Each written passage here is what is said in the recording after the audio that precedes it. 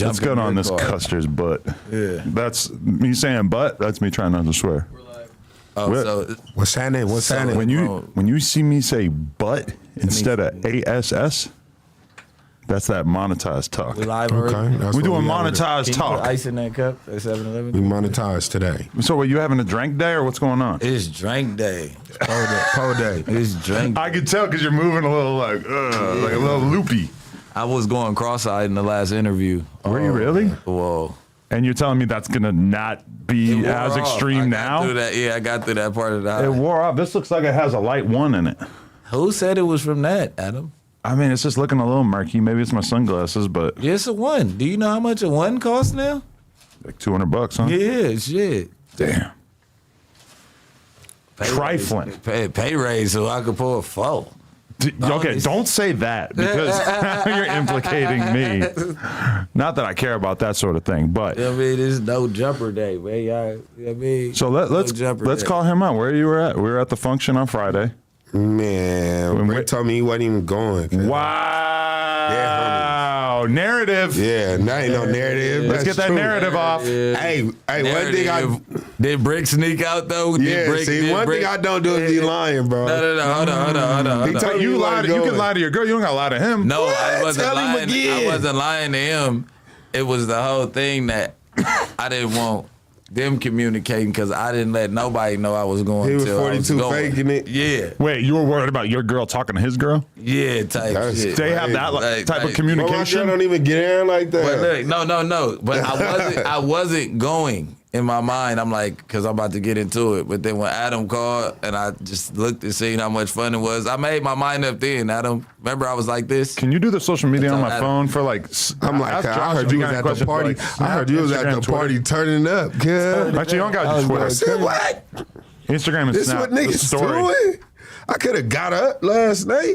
I know. I almost didn't go too. That's crazy. I was the reason that anybody even went to this party, and like as we were getting closer to the party, I'm starting to think like, man, I don't know if I really care about going out this late at night. I went because I went on Thursday, I went to the underground show. Yeah. I'm up in there. Friday comes time to do the adult party, but I had already started to assemble a pretty good squad because my girl's not there. Normally, if I go to something like that, I'll just go with her, maybe like one homie.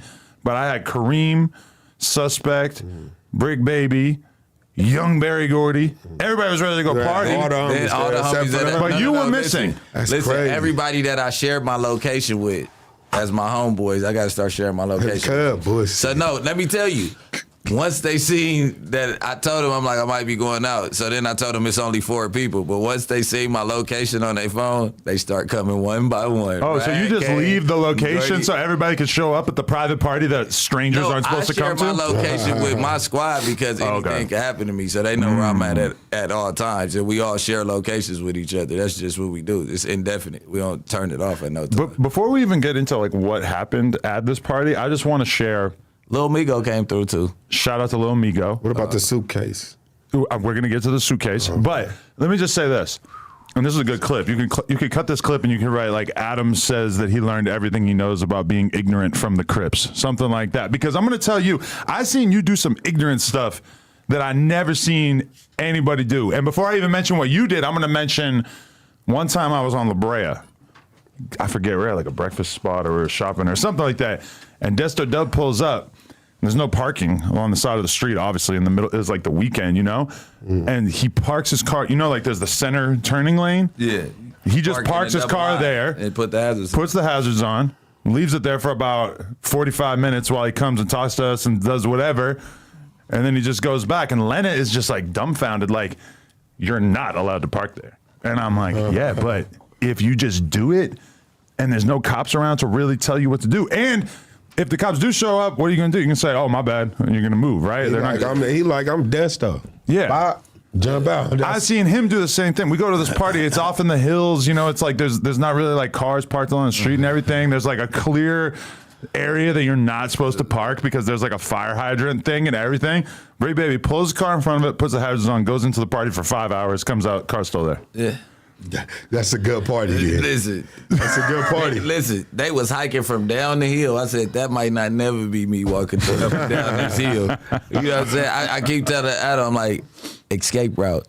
That's our exit route. We can't have the car too far away. Right, That's just for how real. we program. Even when I think that I'm putting him in a position where he could be safely lacking, he's never lacking. He always has a backup plan. Right. When we did As our you vlog should. every time, Yeah. that's I what we respect do. that.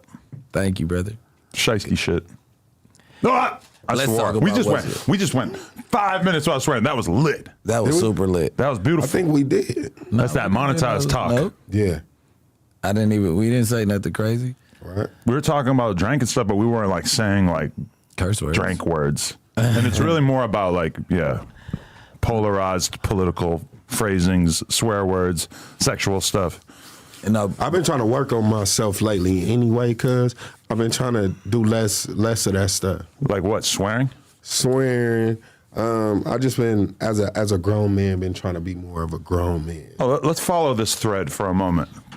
Is it because you're now on the podcast, so your flaws get magnified? Nah, this is something that I knew that I love working on myself too, and I fiend for shit like knowledge. Fiend. Yeah, shit like that. Like that. And making I'm in my 30s now. You know what I'm saying? You just hit 30? Yeah. we heard that song this weekend. So now you feel me? I want to be the best me. How about that? What do you think you really need to work on? I'm great. I just need to get sharper. That's it. And that's to me that niggas don't want that. If I sharpen all the way up, all the way around, it's over with. How about this? You get glasses, No. you get a suit, Yeah. some really nice dress shoes, and then you just like you got to get your real estate license, and then you just straight are like just telling people what to do with their money. Sound like Maybe me. you get a course. You're selling the course. You can't rap anymore if you do this, by the way. But you just like totally switch over from where you're at now to like business advisor. Like I've seen people do this. This is a real thing that you could do. No, I'm gonna be too fucking big for that. Yeah, it's basically a scam. Yeah. So It's a scam. I was just no about way. to say. That ain't me. I'm working so hard till I get to the place where everything is hand and foot for me. You feel me? I want to get to. I went through so much and going through so much. I want to get to the point where I'm.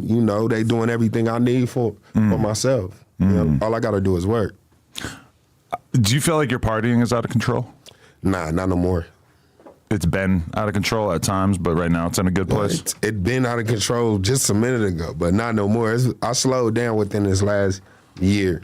You know what I'm saying? Because I know it get more and more dangerous for niggas. I ain't even gonna say for me. For me being outside that much, and I start hanging out and I start hanging with the thugs. I get thirsty for no reason. I turn into that, and I start doing my nose start running. Yeah, I'm saying. I'm just saying. Your nose starts running? Because it be cold out there. Yeah, because Not in Long Beach. street. I mean, It's who said freezing I in just Long be in Beach. Long Beach, bro? But all of freezing Southern in Long Beach. California doesn't get that cold. Wait, Yeah, maybe by the talking beach in the about- middle of the night. At nighttime. I be That's what it said, everywhere. in the I streets. do be in Long Beach quite often, a lot. But why would your nose be running? If I was running the streets and my nose started running, it's probably because I was dipping into that Long Beach chop. Yo, That's just me. you. I didn't know they made 50 cal bullets. I was walking through the party, and a girl had a bullet so big, the little. So I'm thinking, like, I seen her unscrewing it, and she's dipping. I'm like, that can fit a whole ball in there. What are you doing? She Really? got the big scooper. I'm like, yo.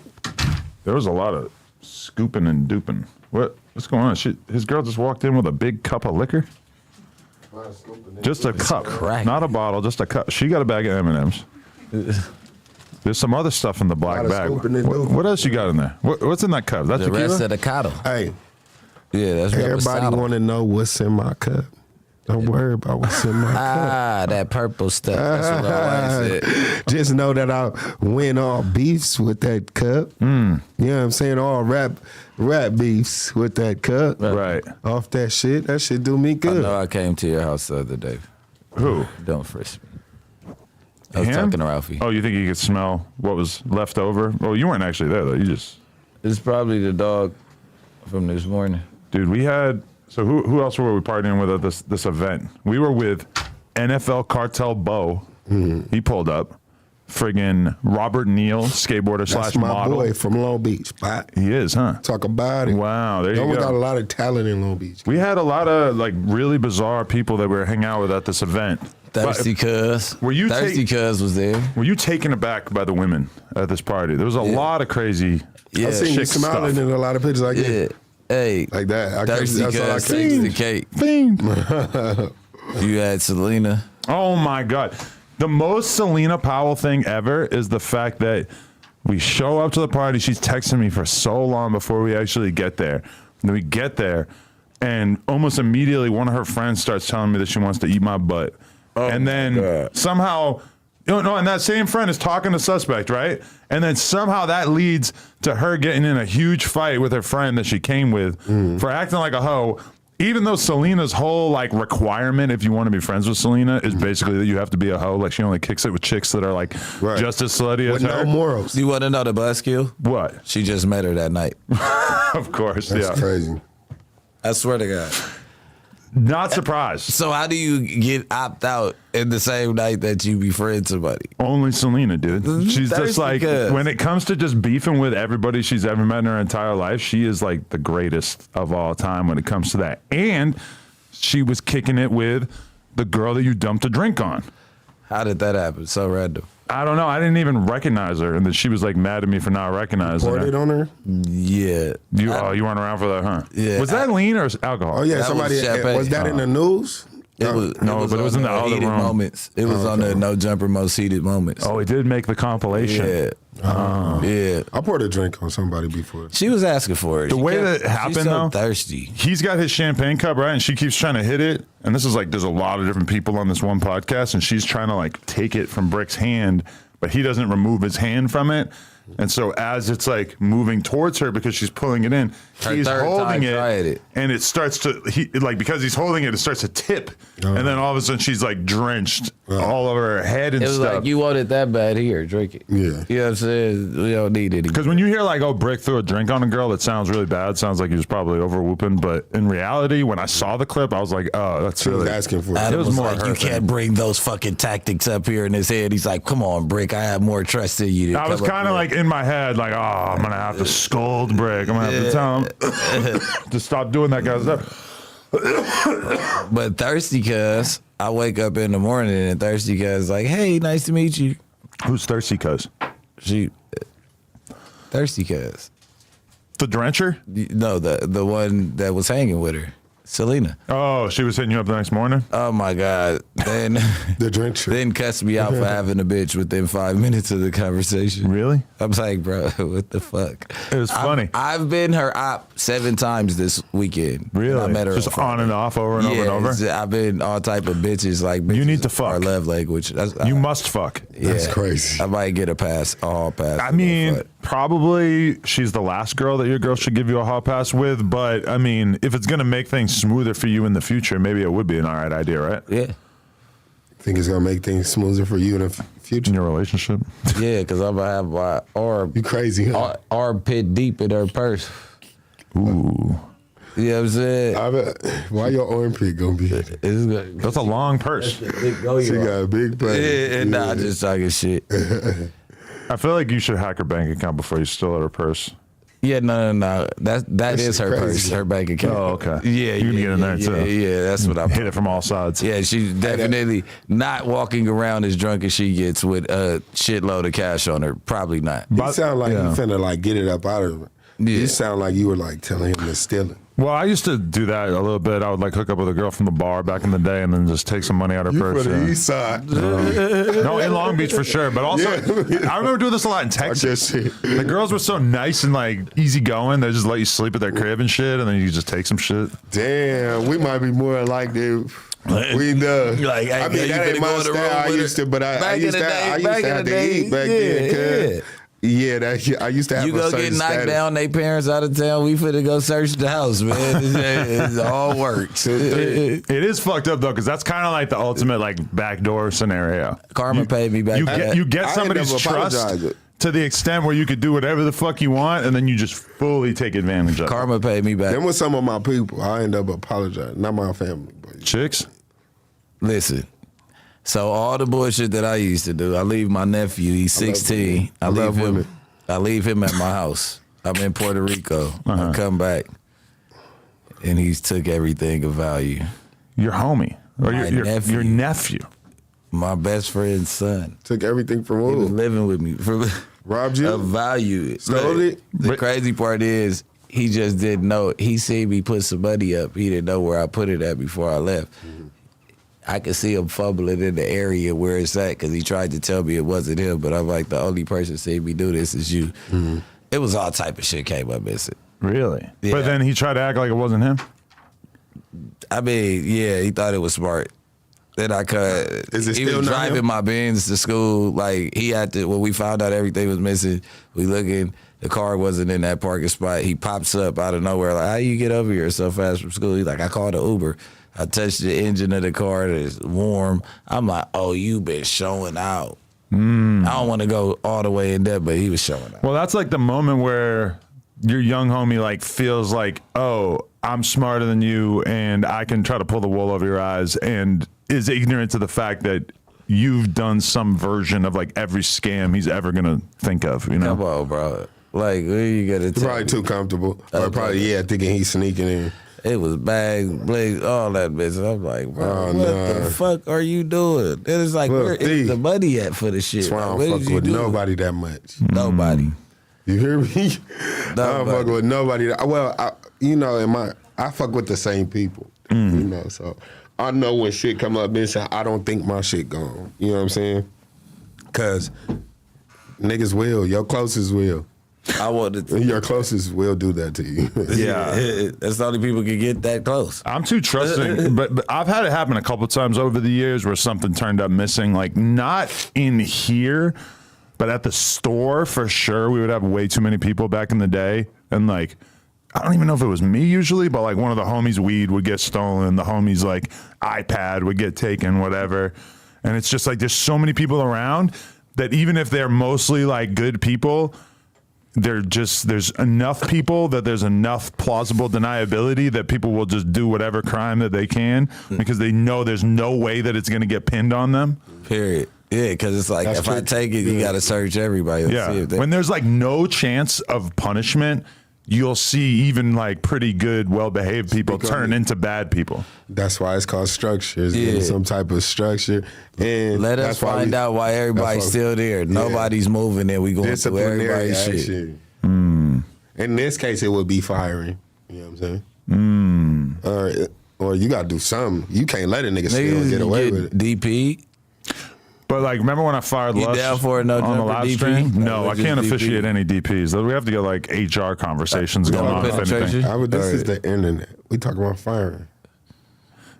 We can't DP nobody. No, you can't. Nah, I was asking. Wouldn't would he DP be down? nobody. I feel like even you guys choosing to fight amongst each other, which by the way, you think I don't know.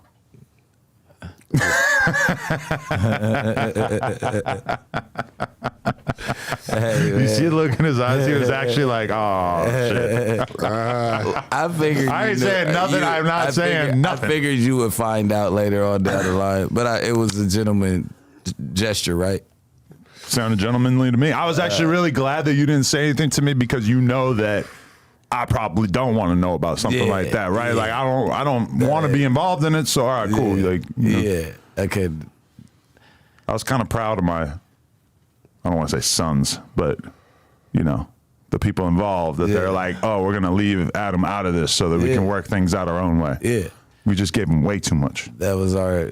I'm over whooping now. Yeah, I don't know. What's going through your head right now? what's going through my? You're like, he knew. No, I want to know. 'cause He's known we're for not weeks. talking- Yeah, for sure, for weeks, for sure.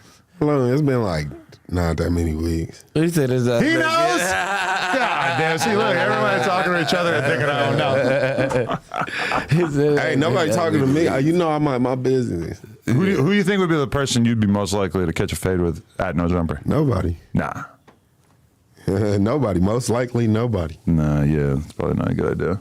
I don't know if anybody get hurt. But yo, so the party, as long as we're just gonna keep going with this, the party did get even more intense because Zan Princess was there. She showed up. Drippy crowbar, Really? drip it. there was just like weirder and weirder groups of people kept flowing in throughout the night. I knew I was fucked up because I was standing up all night and my legs didn't hurt, and I wasn't thinking about sitting down. And I'm like, I'm probably fucked up if I've been standing up for 5 hours and I'm not thinking about how my legs feel right At now. all. And listen, I told you, I'm like, the club just let out. Remember, I was like, the club just let out. That's why this weird group of people, this is where you can get everything spot at. Yeah. This was a one-stop shop. Because I don't want to air out. I mean, we haven't even specified what party we're at, but like, there's like a room. Somebody told me what room to go to the bathroom. I go up to the bathroom, but as I'm looking for the bathroom, I'm seeing different doors with different names, little signs on it, and somebody had affixed a sign to this door that just said the drug room.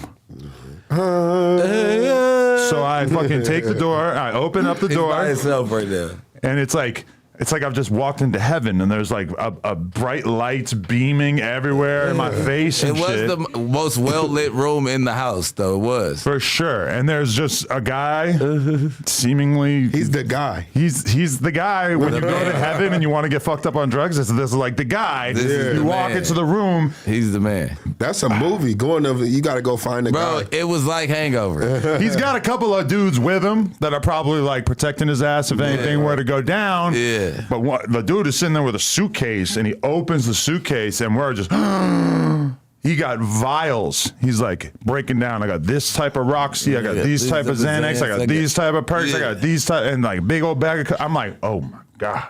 He's the man.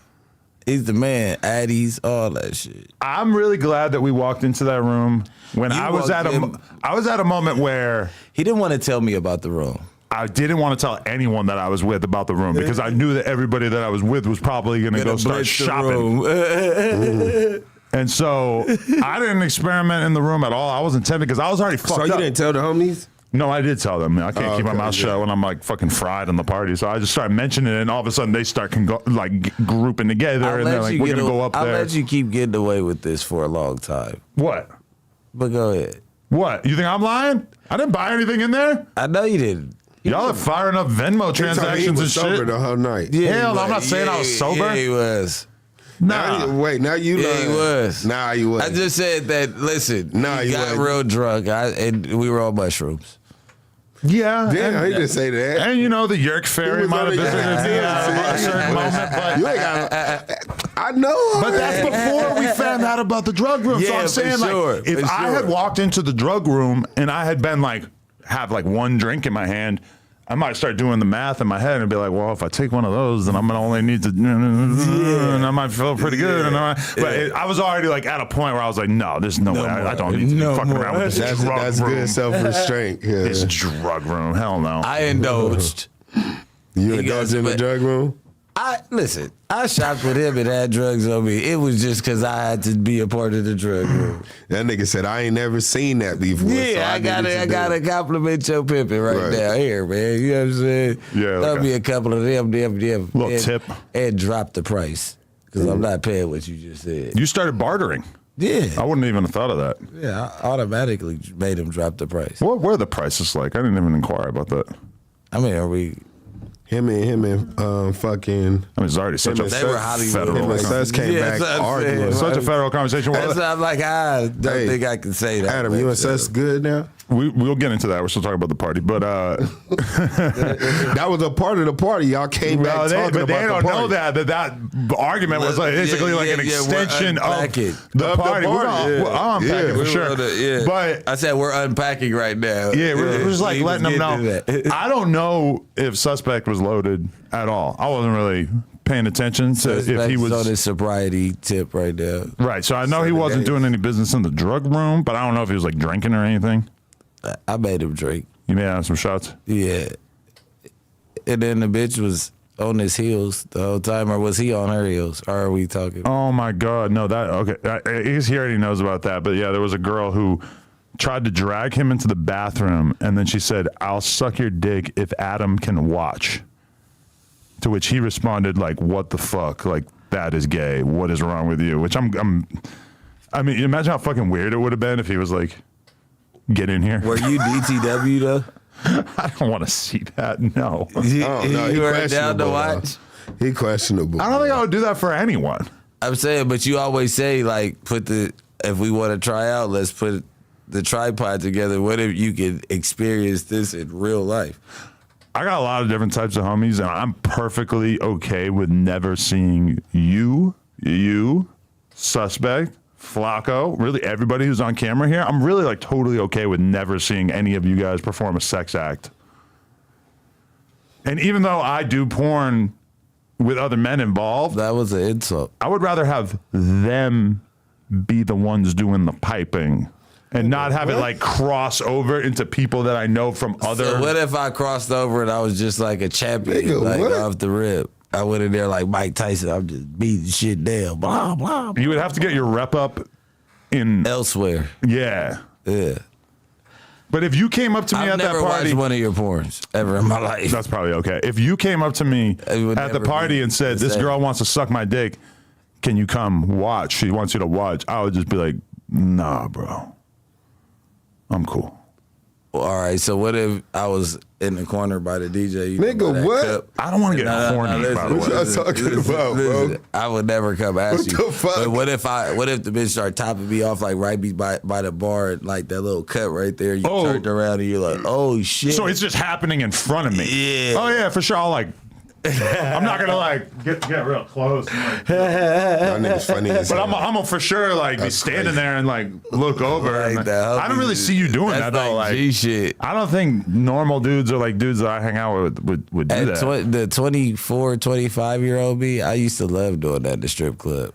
Watching your homie get sucked off. No, I used to go in there. Nice. I wouldn't go in the back room. I'd sneak it right there Really? That's while fire. she dancing. That's fire. That's fire. That's hot. No lies told. You guys long way. You What, guys like whatever. having a I didn't- dance? They like you are crazy. What you like? So you're available. They Public dancing, top They is within dancing your and repertoire. it's like, yeah, it What? was. You was part of- horny. Yeah, I was off the. Come on, Horny. Don't drop that. Hey. What? You know how like your life is what it is, but then like for me, I got friends from back in the day that haven't really been privy to my current life at all. Kareem, I used to hang out with Kareem 2008, 2009, You maybe almost called him like Hakeem, 2010-ish or whatever. I almost called him Hakeem. Yeah. Kareem. Super racist. Very racist statement. So like Kareem has not been like privy to my current life, you know? And like I don't really think about my fucking life that much in terms of like where I'm at and what I'm doing and everything, but having him Happening around every day. and he's seeing like everything in terms of like all the weird shit that girls and other people are saying to me at that party. Because all of them wanted to fuck Adam. Jesus Christ. Little ego boost. Lena is super, like, you Did he got get a his tube champion done? because he doesn't even entertain the bitches. He just, it's actually doper when a bitch is like, yeah, I want to fuck you. She puts my balls in a vice. Yeah, I'll run that through. She puts my balls in a vice and then she tightens it until the balls are about to pop. And then she says, "That's what I'm gonna do if you fuck any girls at this party." Jesus. And so then I have to please unwind the vice, take my balls out. That's where I'm at. Yeah. Nah, you just a player. You know not to bite for that shit. How would I look making out with some girl at the party? Lena's gonna get 700 Snapchats. Making out is Bad. crazy. What would I look like in the bathroom watching Suspect get his dick sucked? We're watching Suspect get his dick sucked. It's crazy. I as believe if Seth would have That's asked gay. you, I don't wanna do you would have went. That's too much. fuck. I believe that after you was trying to see Compa and what's the name? Damn homie. Or was that Sharp? Oh, shit. You wanted to see that, bro. That was Jesus weird. Christ. So you like put belief in their air. I don't want to watch Sharp fuck either. You shouldn't, bro. Compa, maybe, because I don't know him as well. So I would maybe like be able to observe him a little bit I'm more. gonna say you want to be at my wife just to make you uncomfortable. Yeah, that would make me uncomfortable, Oh, probably. Yeah. That's Make me confusing. feel a The little whole weird. thing is confused. I'm confused. So you don't have one homie that you would watch him get some No, neck. I have never confused, watched yeah? a homie get no neck before. Okay. I just know want what to I'm make saying? you uncomfortable. Yeah, that just ain't. That's just not. That's not. So when you see her, you're That's not supposed to be your style neither. No, I'm sure you do, but no, that's why I don't watch his shit. I was, But I'm saying it. I wouldn't do that to them. I don't know though. You did take a lot of pictures recently. I remember the first time that My nigga, he's like more on that side of the fence than this side of the fence. Yeah, I'm getting. Right now, like the last month. I still remember the first time that when Josh moved to California and then was like, bro, You're gay. I saw you on Pornhub last night. And I'm like, oh shit. That's like, he really had no idea. Yeah. And this is before we put stuff on there. It's just like shit leaking off of Snapchat. Yeah. And What Josh imagine was Josh, doing, he's just scrolling through and just fucking happens to see his brother-in-law, who he just moved across the country to start working for. You see it With his bashing meat out? some shit out. I felt for him in that Welcome moment. to LA, my boy. Yeah, welcome to LA, Josh. Nigga, what?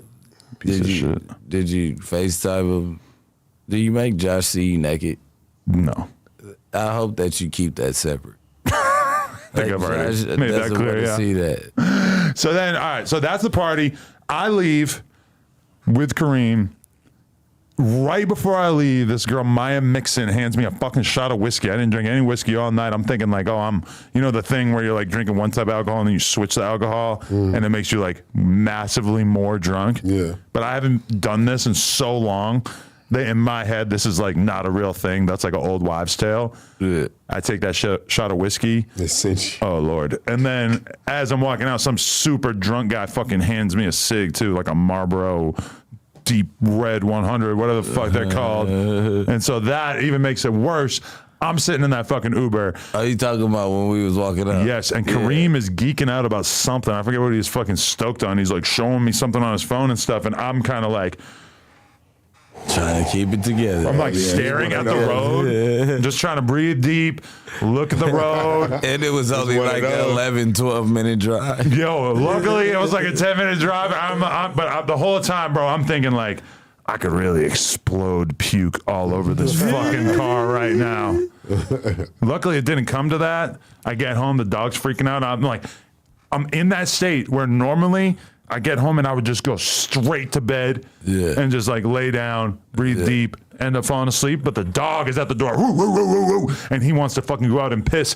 So I'm fucking sitting on the bench outside just like this, just like praying that I can hold it together until the dog is done taking his pee and his poop and stuff. So then he walks up. I'm like, oh my God, I made it. Fucking close the door, get back in bed. But I will say the one thing is like, the one thing that is a problem is that I didn't really drink that much. It's just that this fairy gave me something else that augmented the drinking. The mix. So like I woke up feeling great. Yeah. Like no Nothing hangover. happened. Yeah, it's smooth afterwards. But then I did like, as the day goes on, I end up getting in this huge argument with Suspect, and I kind of like wonder to what extent us both having been fucked up a few hours prior. Fucking bender, bro. Bro, they didn't have, there was no one Come on, mic. compa. We were comparator. There was no one mic. They was arguing. That was wild. What was your perspective on it as the person who was basically just I like watched sitting it. in the middle of it? From the What beginning, y'all both was talking about two different things. And y'all both was too ignorant to even get what each other was like. Okay, well, you got what he said. If you look back, Suspect just saying you can't tell me about my culture. And you like, nigga, you saying because I'm white, I can't tell you about rap music. That's exactly what you guys are saying. And Suspect loves music. So you can't that's really a tell the difference. truth. Y'all just having a difference. Whenever you Yeah. hang out with Suspect and he like immediately starts showing you, or not even showing you, but just playing like 100 different rappers he knows, and they're all from different cities, and they're a all lot of them have like up-and-coming. 2,000 plays, but the shit is lit. Yeah. He is definitely a musically what I'm about to obsessed say. person. When I watched it, I just know his love for music because I kick it with him a lot now. So it's like, that's where I took it. But Y'all feel like y'all was arguing for too long, though. Definitely went too long. It was probably like a fucking hour of arguing. But that is the thing too, is that me and Suspect have not hung out that much outside of being here for the most part, and we're not even really on the podcast that much. Yeah. But so we spent that whole night hanging out, and then go to sleep, wake up the next day, we're on the podcast together. Yeah. So it's like, this is us spending like a lot more time than we normally spend together. No Diddy. And that argument, pause. Luckily it wasn't a Diddy party. That argument like had a few different phases from my perspective, where at first we're arguing about J. Cole, Kendrick, Drake type shit. And then he basically gets frustrated with me not agreeing with him and me making it too much about like the sales or the size of the artist versus the skill, which, to be fair, I would probably have to rewatch that argument in order to like really like see what I think of it right now, because I don't actually feel that strongly about that. That was just more of like a content type argument where I like, you know, like you take a stand, I know that, and then you are like, well, I can't abandon this. I gotta keep going. I gotta keep going. You can't. And I tell everybody, do not ever submit on camera. It's like an unwritten rule. I shouldn't have said it, but you can't submit on camera. But the question is y'all still thinking something in back of your head? That's the question. But like, okay, let's go in order. They was kind of getting like, really but let's go in order. That is the beginning. It was like us talking about the Kendrick and Cole situation, right? Which I don't like, still to this day, don't really feel that fucking strongly about. But we're having this argument, and it's like good content, whatever. We're going at it.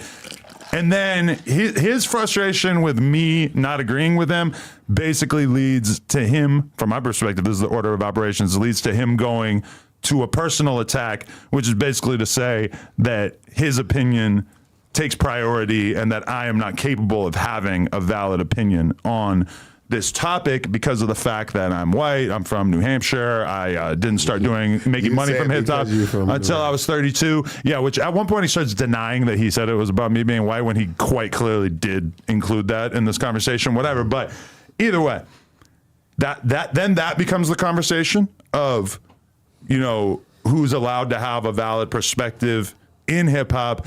Then at some point it crosses over the line into, like, from my perspective, it's like he kind of did like a personal attack, trying to take my opinion away from me. And then I gave him a little bitty taste of a personal attack by saying basically, like, how am I not allowed to have an opinion when look at everything that I've accomplished in this space? Which to me, like, if we are going to start talking about personal attacks and cutting people's opinions down, if you're going to say that I can't have an opinion because of my whiteness or because I'm not from here or whatever, and that your opinion matters more because you are really around battle rap and ciphers and judging shit and all this type of stuff, I was about to say, did he say you can't have an opinion though? But he was basically saying that my opinion doesn't really matter because I'm white, but his opinion does matter. I shouldn't say because I'm white, because it's not exactly what he said. He said because of the fact that I'm from New Hampshire and I blah, blah, blah. I didn't grow up 100% around this culture or whatever. You don't have to cut to it. Though you got your brothers, so we know it's not no. But then that kind of transitions into an argument that is totally separate about who could potentially be a bigger expert about a thing, because, and this is my error, is that a lot of times will have an argument about one thing and then I'll make some other random controversial statement and then the argument becomes about that thing, even though that thing is like pretty removed. My statement was that it is not the case that a person from a culture is always going to be more educated about a topic than somebody who goes out of their way to become an expert on the topic, which quickly got reduced to him basically arguing against the idea that everyone who is studying a piece of content from the outside is going to know more than everyone who is actually a part of that. When in reality, the statement that I was making is that if there's a guy and he writes a whole book about the last 20 years of the NBA, he's probably going to know more about the NBA than some random guy who was a fucking point guard for the Spurs for 2-3 years, right? No, but this is the actual argument that I was making, even though everyone tried to take it away from me and make it about something else. You made it make more sense. But that's exactly what I was saying the whole time, and everybody misinterpreted it. You made it make more sense, because listen, if I come from the NBA and then I start writing on it too, I think I can surpass you and have more knowledge than you, because I actually did it. It's possible. And I'm on this side. That's possible. But like my example that I think I was actually giving in the moment is that somebody like Alex Alonso, who is apparently a gang expert, at least according to the courts. Players majoring in communication. Everything like that. Okay, if he's a gang expert, or like take someone who wrote books about gangs, that he could potentially have more knowledge about something than someone who was actually brought up and raised in it, because there is very little incentive for a person who was just raised in it. And I'll even go beyond that. When it comes to rap, I personally feel like I know more about rap than 99% of people who are into rap because of the fact that because of my job, I just have a reason to know about all these different scenes all over the country and the world. And it's like, I just don't know many people who know all about underground rappers from Texas, Florida, New York, Chicago, Louisiana, wherever. Fuck. Milwaukee. Now, to be fair, certified Suspect trapper. He's coming back. Suspect is like that too. He's the type of person who's like a serious fucking rap nerd and is actually from rap. But the only thing that I was saying was that just because you're from a culture doesn't mean that you're necessarily going to know more than somebody who goes out of their way to become an expert in that culture, which nobody seemed interested in talking about the actual thing that I was saying. Which you were saying numbers. I don't. Numbers and what? Remember you were saying who had more numbers, right? The numbers. And he was arguing who was the best rapper, lyricist. And numbers don't count. But right? that's Numbers going do back count in too. time. You're talking about the original source of the argument, which was the Kendrick Cole Drake thing, which I don't really feel that strongly about it. I did see some people posting up first week numbers and saying, look at how Kendrick has better first week numbers than J. Cole. From my perspective, I feel like J. Cole's music is more popular than Kendrick's music, but again, the numbers would dictate that better, and I don't want to be just like making statements like that about shit that I'm not actually like educated in. That's dope. But so then once it turned into a little bit more of a personal attack, which from my perspective, I didn't feel like I was really doing too much. I felt like he hit me with a personal attack, so I gave him a little tiny taste of what a personal attack from me would be like. Not a personal attack, but like an evaluation of who gets to have an opinion about some shit. I did a tiny microscopic bit of flexing in the sense of saying, like, if my opinion is so relevant, then why did I create what is arguably the biggest fucking West Coast media company? Yeah. Which all that shit just immediately got interpreted as Adam is flexing, Adam is bragging about his comments, or whatever. But you guys know, I never do that. I never, like, we're never going to have a fucking argument on here where I'm going to turn it into, look at me, I'm successful, so therefore my fucking opinion matters more. I mean, Cub felt like that's what you did. And I did, but I did it in response to him basically invalidating my entire opinion. Yeah, I mean, I feel like that was your comeback. And, like you, like But it's the umbrella of a whole lot of rappers and stuff to keep you intrigued in what's going on. That's some also, bullshit. so all together, That's some bullshit he y'all can't both say, was doing. You built this platform all off of hip hop. He can't say that your opinion doesn't matter. Right. But when he's talking about best lyricists, and you, Adam, you really can't write a rap to save your life. So like, I never tried, the shit really. that you're listening. Don't cut you He all just the way saying out. that you You just ain't never right. tried. I'm just saying, I never, You know. might come crazy if you start. I'm just saying, like, it's not something I ever even tried, which is different than Can I get a me and feature? Lush. Can I get a feature? No, Lush. Come on. Oh, fuck you. Lush is someone who's been giving it a solid attempt at rapping all these years, and That's people know crazy. exactly what he raps like. And Not a solid you can piece, say yeah. that to him. Like, Lush is a very talented lyricist and writer and all that kind of Yeah. stuff. I'll Yeah, give it to him. But he shot his shot. He worked at it. I wish I had spent 20 years working at it. I just never got into it. That's crazy. I got two things. So it's like, okay, he's a rapper, and he feels like he can rap, and he feels like the fact that he knows how much energy and talent it takes to be as hard as them because he does the same thing every day. That's probably where he feels like That's the his basketball opinion thing. matters. Yeah, you get It's what like I'm he saying? played it. That's the basketball. So I'm thing. saying there is a possible way that he can know more, but you being an outside person who studied or a person don't who mean just it don't studied, matter. yeah, you can know more. You Yeah. feel me? I can just know about over here. I know how this game can go on the West Coast. Period. And you might could tell me how it go. Some shit that they hold up on the East Coast. Right, because if Exactly. me and you go to New York together tomorrow, guess what? I probably know more about the gangbanging shit out there, and you're probably going to be like, so wait, they're from what or whatever? No, or what no. rapper is from that? Well, you do Not know in about New that? York. In New York, I'm Okay, locked in. fair enough. But if that wasn't the case, I would totally understand because average person from LA, what the fuck do they give a fuck about knowing about New York? To them, it's like, probably oh, they could got do Bloods that and with Crips. me. That's crazy. Like, Whatever. I know certain people in New York. You probably could do that with me. Yeah, Like, you gonna get look there. back like hold up. All the Crips gonna be out in New York. I'll be having them no, all for out. sure they gonna come I have out for them me. all out in New York. Listen, So the second Bless thing, you. Hopefully, I don't invite any ops. The 'cause I second don't know who I'm Crazy. dealing with. Ain't no ops. I ain't got no. We ain't got no ops. We are. Yo, Keep shout it, out all the keep it, Crips in keep New it. Hey, York. if anything Shout out all happens, the I'm gonna have Bloods my in New York. security. I'm gonna jump on his back and he's gonna run away and I'm gonna be on his back holding Gonna on for be dear tapping life. his ass. I believe. Hey, listen. Nah, so I'ma the grab- I might second- make him stick me in his kangaroo pouch. I'm gonna grab you, cuz. No. Adam, cuz we over here. What you doing? Look, the second thing that I was saying was I feel like the big three came together. They've been seeing little rap beef things going viral. I feel like the big three came together to get Kendrick and a couple people off the bench, and they come back this way because Cole, we haven't heard nothing from Cole in a long time. We haven't heard nothing from Kendrick. I have Drake thoughts is on always that. gonna- Let's just close out this suspect thing real quick, and then we can get into that conversation because obviously yeah. J. Cole apologizing and shit is this crazy new I didn't even development. see that shit. But say that? oh, for real? I've been traveling. But I'm on a bender fool. you aren't a bender fool. Sit on my lap, fool. But so just to end that, What just What the happened? fuck, bro? Y'all got shit. Yeah. it's from the D-Lo I episode. know Pause. it is. I know. Tell the people. Pause. You were on the other side of the table, I know. so you would have had to sit on my lap. Nah, Okay, my bad. Adam. Please. Yeah, that's gay. Yeah. Okay, but so Even the gay guy thought that was gay. But go ahead. where was I? The fucking. DW. I mean, not DW. Seth. Oh yeah. Just to wrap up that, like, I don't really give a fuck about the Kendrick versus J. Cole conversation. That to me was just Does an he argument. apologize? That's where you were at. Apology.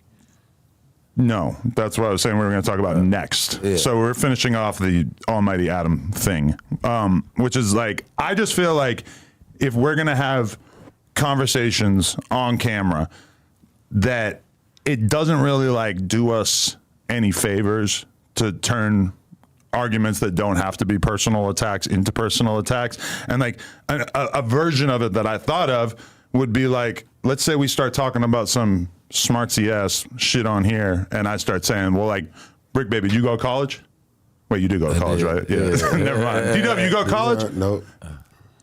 So therefore, your opinion doesn't matter because I didn't. I went to college That for makes 2 you- years. that But makes you I'm saying, smarter like, than me. imagine how weird that would be if I were to do that. Like, if we were to start talking about something and I were to be like, well, DW, I went to college and you didn't, so you need to listen to me. Now, that's like a far example pull because that. the hip hop thing, it's a I little kinda bit pull more. that sometimes. It's a little bit more Like, applicable. Nobody can never use But that would be not like on real. you. I would say it in the hood. Go ahead. That would be really weird if I were to go that way in an argument, even if it totally made sense. You know, it's like, I just think the percentage of the time that you should go back to like, these are my accolades and this is why I'm allowed to have an opinion on this topic and you aren't. It's just like, I hate to go back to bad podcasting, but to me, that just doesn't really add anything to the conversation. You should be able to have the conversation without making it into a personal attack. And to me personally, he crossed that line. And then I kind of like upped the ante a little bit, which I feel like he's still not stoked on, at least from like the body language that I got from seeing him yesterday and shit, is that it doesn't feel like That's he's. what I was asking. I wouldn't say that he's. What did you say to ruffle the feathers? When the argument kept going, and then I basically, like, in response to him diminishing my hip hop credentials, I started listing my hip hop credentials, which I didn't really go too far with. I just Didn't said do too much, but I created the biggest hip hop media platform on the West Coast. So if I am an outsider, apparently I'm a pretty talented outsider. For me personally, I don't really like I understand why we fetishize and appreciate the lived experience of a person from Los Angeles in terms of their involvement in hip hop. For me personally, I feel like I also had a pretty good hip hop upbringing in my bedroom, ordering fucking CDs out of the back of the magazine for 10 CDs for 1 penny. If anybody has that memory, you know, I can't control where I was born or like what access to hip hop I had because it just wasn't a hip hop scene around me in order for me to interact with. But all I'm saying is that I don't think like, you know, sometimes you'll get in an argument. All right. You get in an argument on a podcast with Flacco and he starts saying some shit about girls that you consider like really over whooping. Like he seems like he doesn't know what the fuck he's talking about. And we know for a fact that Flacco realistically has not probably had anywhere near the experience that we have with girls. Yeah. That's an example where that does seem like highly relevant to bring up if we were having a conversation of like girls are like this and Like, girls he are can't like talk. that. Like you really, Flacco's perspective on that might really be like 10% as valuable. We really won't listen to as the perspective of a guy who's really fucked hundreds and hundreds of girls and like knows what the fuck girls are like and shit. Yeah. To me, it's like, yes, Suspect has a life full of hip hop experience, but I don't think that when we're talking about J. Cole versus Kendrick, that we need to make it something where we're like disqualifying the other person because of their lived experience. Because if that was what we were going to do, that would be every fucking argument on here. We got to do a trivia, cuz, with both of y'all, cuz. We got to do it. What's it called? We're saying, yeah, we got to do something, trivia type thing where they both got to answer the question. That's not the worst idea I ever heard, but I really want to have, trivia. I want the people to be making the conversation, like, I'm trying to think of who should be making the questions. Yeah. Because I think that's a good way for us to make this into like a fun thing versus like an animosity thing, which... Dejan Paul. It feels like there's still a little bit of Dejan Paul, DJ Charisma, DJ Head. They're all on his side. I need people on my side. I want Josh to write some questions. Well, 2 people on the panel. You have 2 people. Yeah, he knows you like the back of his head. Like, we gotta pick out somebody. We gotta find somebody. Josh's question would be like easy space. You got what vowel? Huh? The game is. No, I want Bob the Giuna writing my questions as well. Yes, yeah. Bob the Giuna. Who know hip hop better? That's gonna be the game. For sure, he'd probably, especially depending on what era, what location. Like if we go, the argument. If you go 90s shit or 2000 shit from LA, I'm getting crushed because I didn't grow up on that shit. No trivia just on Drake, J. Cole, and Kendrick. What the argument started on. If y'all really know these artists and y'all really think like, that's interesting. I feel like he knows a lot more about them. They than gonna me. look it up on the internet. You get what I'm saying? Yeah. That was the argument. We can't tell you who's better, and he's trying to tell you who's better because he feels like he knows more about them than you. You just said it. The more I think about this, the more difficult I think it would be for us to get on the same page in terms of exactly what these questions would be. Yeah, I think it'd be fun. Yeah, for sure. It would be fun. Yeah, I think it'd be fun because it's too broad of a. It's just so many different directions you could go with it. Yeah, we gotta have y'all with a button too. Oh yeah, we gotta have buttons, but they have to be like highly accurate buttons that'll actually tell us who hits it first. Yeah. And then you guys both have to have tough skin and get over it because speaking of buttons. Joe Budden's podcast, they do it all the time. Then they get personal a little bit. Then they get over it. They get. But personal. sometimes it doesn't feel like they necessarily get over it. Sometimes there's like long-standing, simmering like weirdness between. Which I wouldn't pick up on a lot of it, but I watch Danny from the Stop all the time, and Danny from the Stop's YouTube channel breaks down a shitload of the narratives that basically like define what's going on in their podcast, and it could be very, very interesting. You still toting this bag around? I seen you rolling up out of that bag on Saturday too. That's a different bag, champ. It's a different same bag. That's a different bag. I left that bag on what was that, Saturday? You got that good Cali plug. Yeah, you know I fuck with Cali plug. You know Cali gonna have shout out Cali plug on the set. That's my thing. He gonna come drop some more shit off to me on Thursday. Something off because he just shouted you out. Send it with my people, man. Definitely. So to send it with DW, what were you doing this weekend while you were not hanging out with us? Responsible shit. He put the ditching all on me. That's crazy.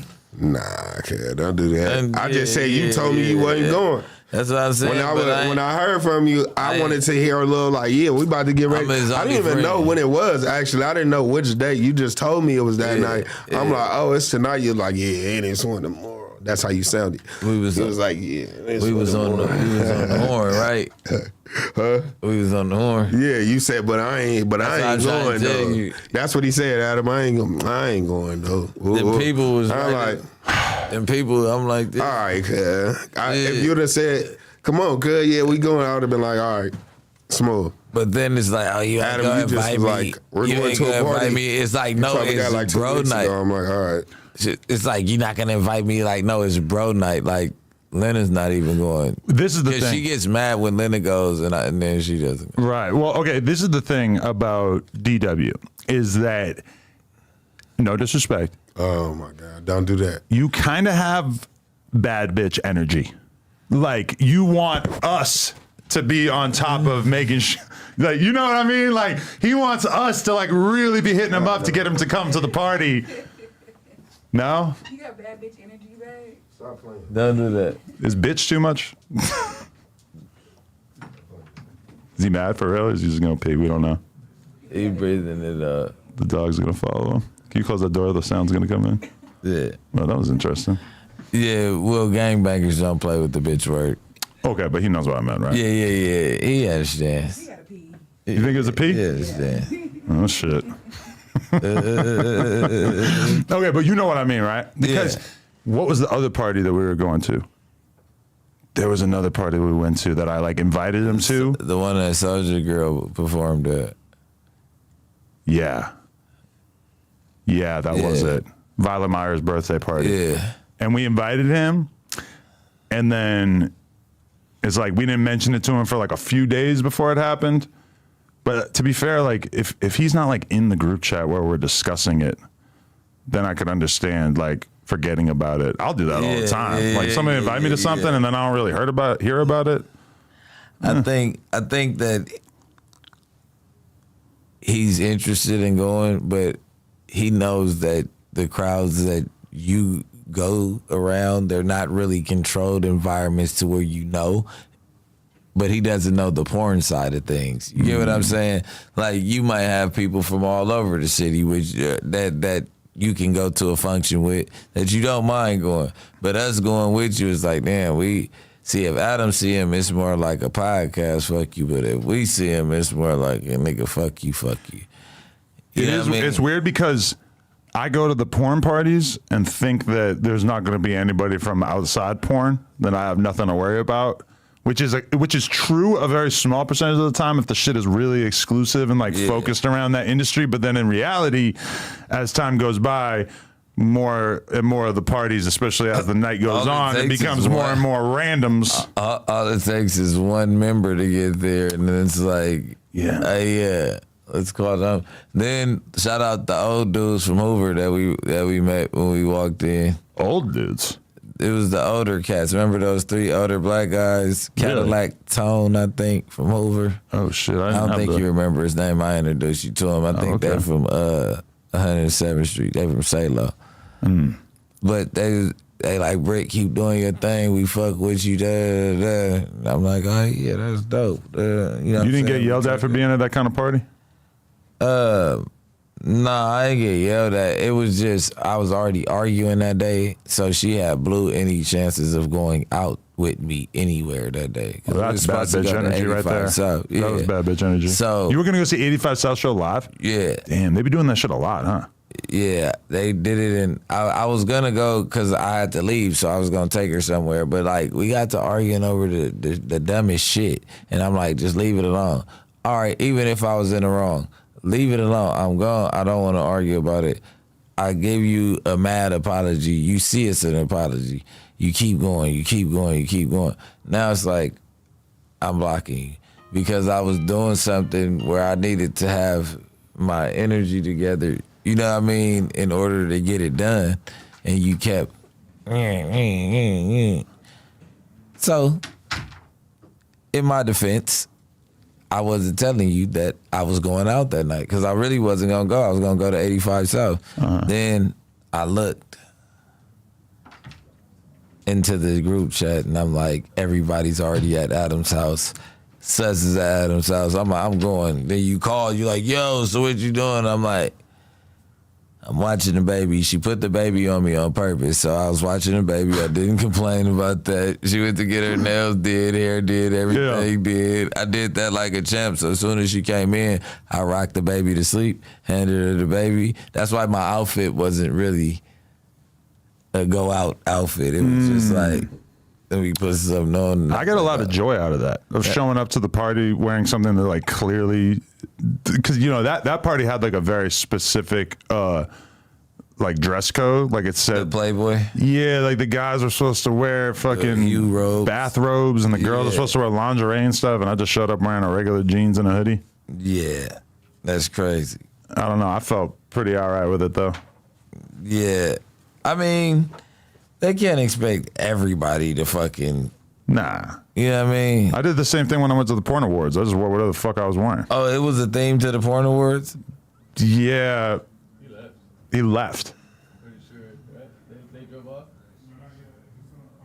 Oh, they're in the car outside. He's in the car, weighing the options, I guess. Car's leaving The car is leaving now.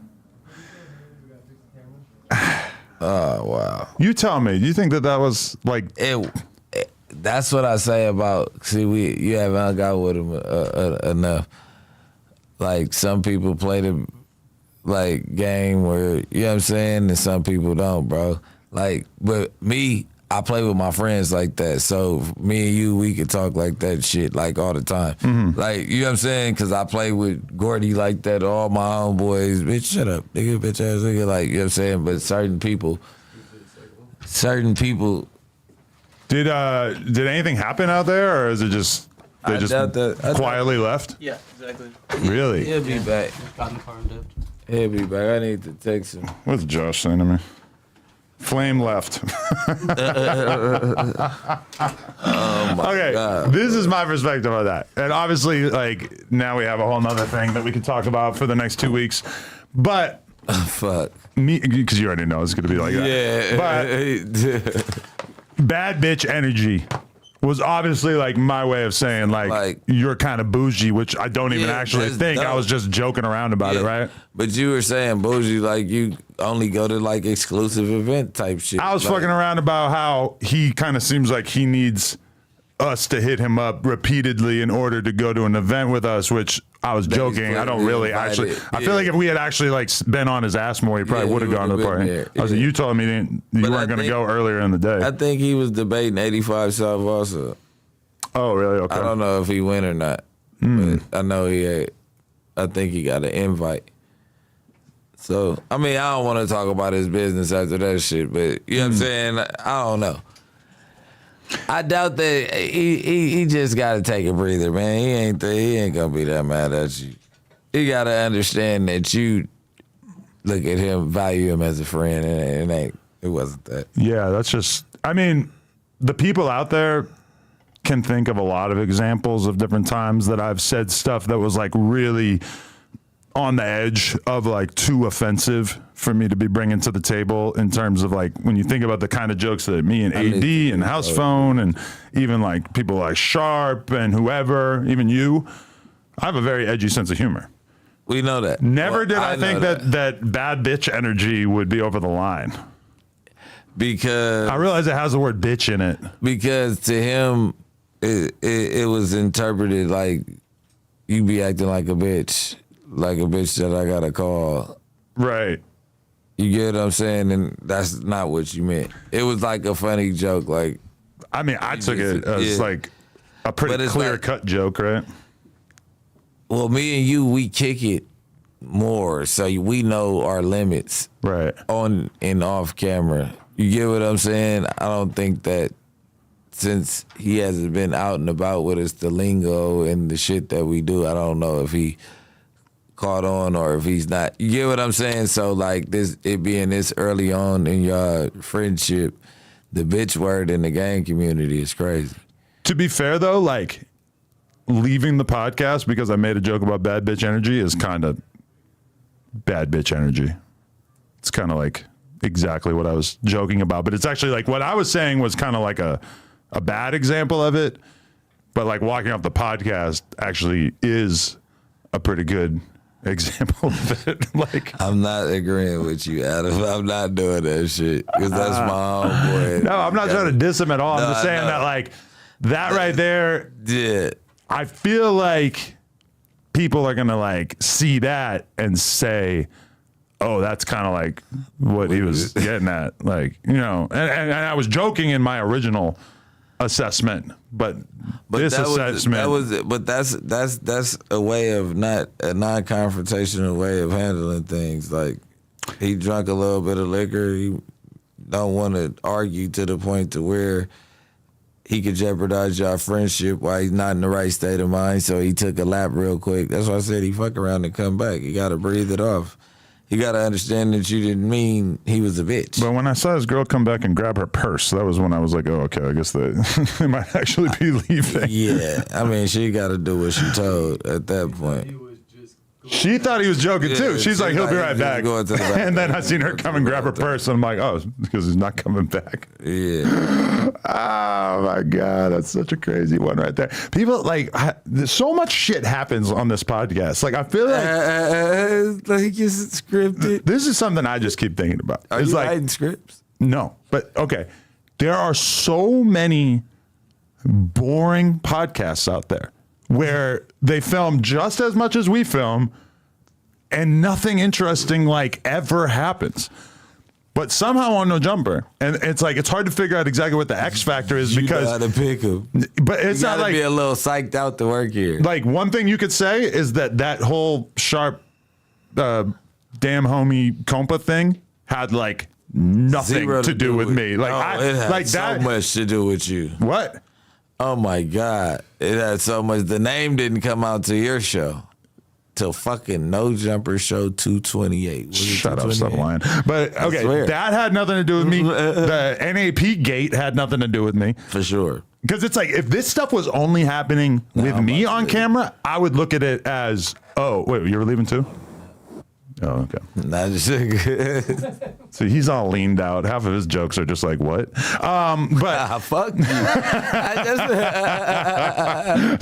I gotta kind of call out what it is. Lean is a tricky drug when it comes to podcasting. Maybe we'll talk about that more one day. But it's like, if all this shit was happening when I was on camera, it would be like, oh, I guess I'm the X factor. But it feels like it happens even when I'm off camera. And even like that right there, I really feel like that was not even close to like anything extreme At all. from my perspective in terms of the types of jokes that I can make. And everybody's going to say Adam called DW a bitch.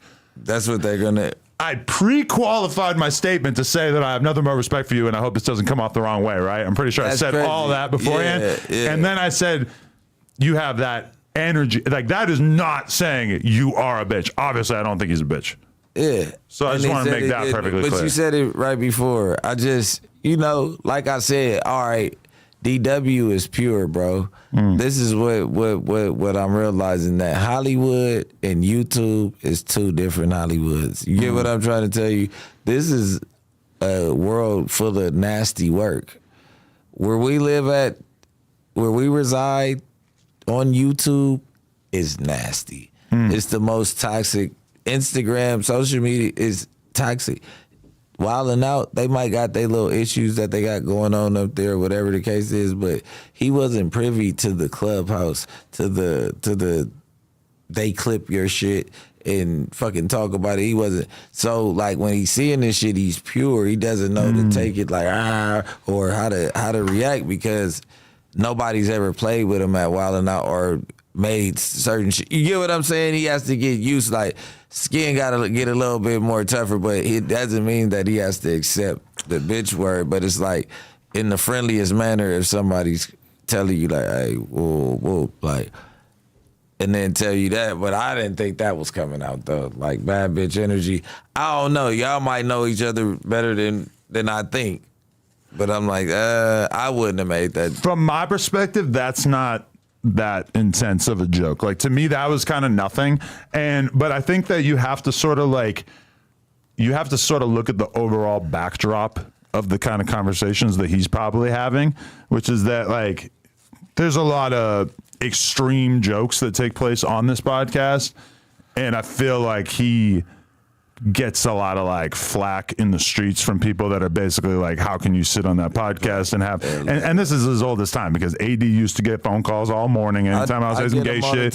You get it, I know. Yeah. I just have a totally different sense of humor, and to be honest with you, like, I don't think we ever talked about this, but like when I look at No Jumper and like what it has always kind of been, I feel like it's always operated at the best level when you have some kind of combination of like dudes who are really from this shit and then dudes who are like more of the corny white boy type character, you know? Like, I always felt like nobody watches when it's all like corny white boy humor. Yeah. And nobody, well, I can't say nobody watches, but it's like people are less interested when it's all gang shit, you know? Like when it's like you see the comments of people getting annoyed when we talk about gang drama week after week. Yeah.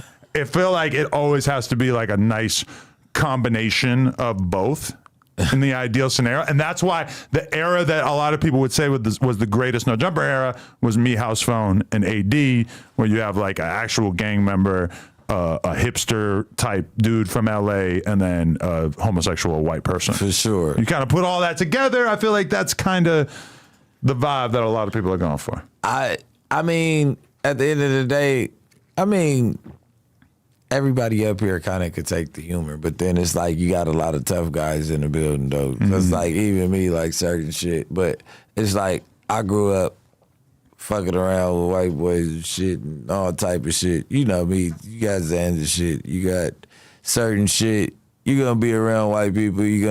They're gonna take a liking to you, and that's just how my life's been. So I know you guys is humor. So it's like you guys go super far with shit. So when like you go off to make a joke when you're comfortable around, that's like the NAP gate situation. Right. Like when you get comfortable around your friends and let your shoulders down, you say what you say to all your friends. It's not like, you know what I'm saying? Like even if you got to redact it, go back on it and say, hey, my bad. I mean, you know what I mean? You're comfortable. So you're using your native.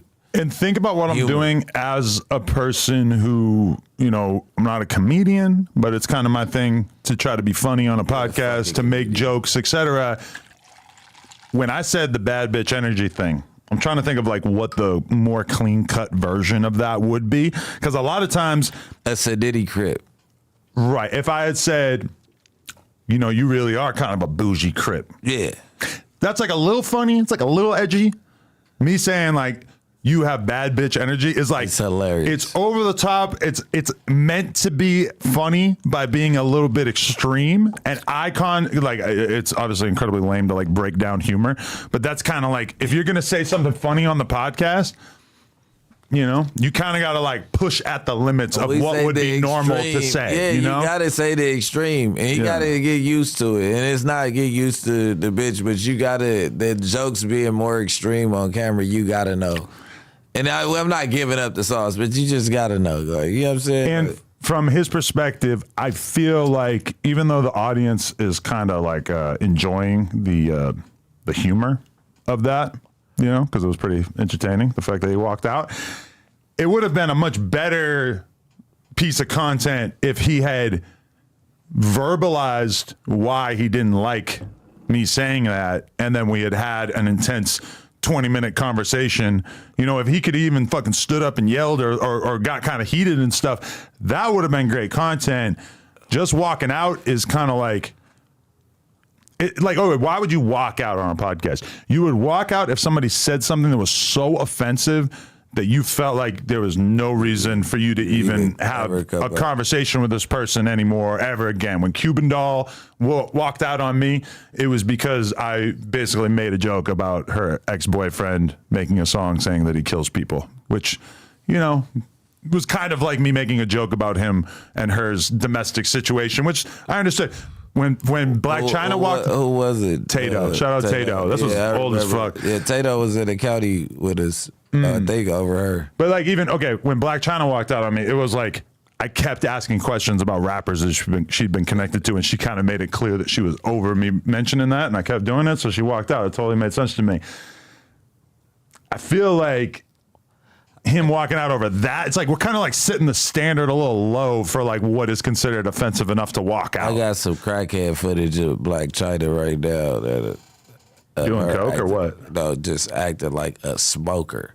Really? I'd love to see that. Yeah, I'll show you. I can't send it to you because it'll be posted. It's too much?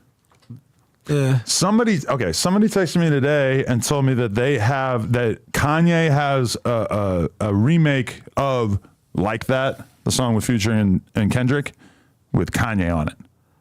Someone told me this, and they offered to get on FaceTime with me and play me it, but I didn't get around to actually doing it yet. But this is just, I'm gonna look real smart if this is real, and I'm gonna look like a total fucking liar piece of shit if it's not true. So, but allegedly there is a Kanye remix of Like That coming. So Ye chose sides. He was gonna choose us. We already knew what side he was. Yeah. I was saying that to somebody the other day, though. I'm like, it's kind of weird how Kanye hasn't like more firmly put himself in this shit. You know, I almost feel Now, like being on the remix of that is like jumping in. right. I feel like Kanye, like if I'm Kendrick, and Kendrick is he's so careful with his energy and his vibe that I feel like he might not want to be on a song with Kanye at this point.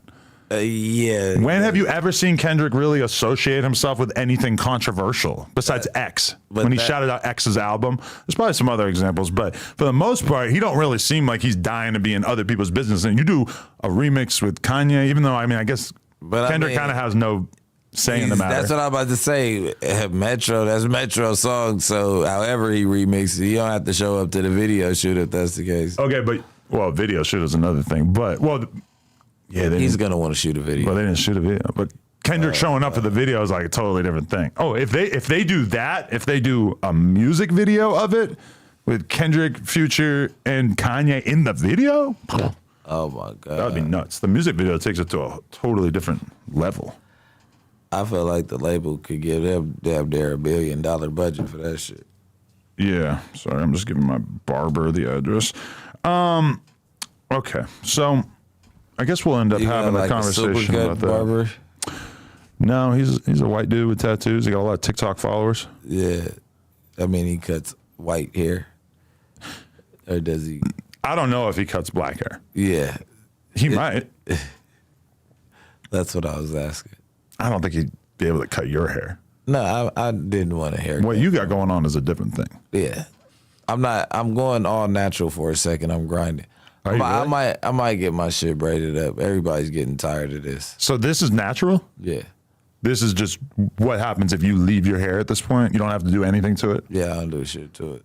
Because weren't you wearing the Kill Squad hat partially because you didn't want to get a haircut for a few weeks there? Yeah, it wasn't the haircut. It was I didn't feel like getting my hair twisted. It takes 2-3 hours, and then I'm just not in pretty boy mode. I'm in grind mode. Wait, what? Gotta get ugly. What's twisted? Like, you know when I got my braids when they're freshly Oh, done, okay. you know? That takes 3 hours? Yeah. Gotta wash it, let that shit dry up a little bit. There's a lot about African American hair that I don't really understand. Yeah. But the locks are definitely cultural. It mean a lot.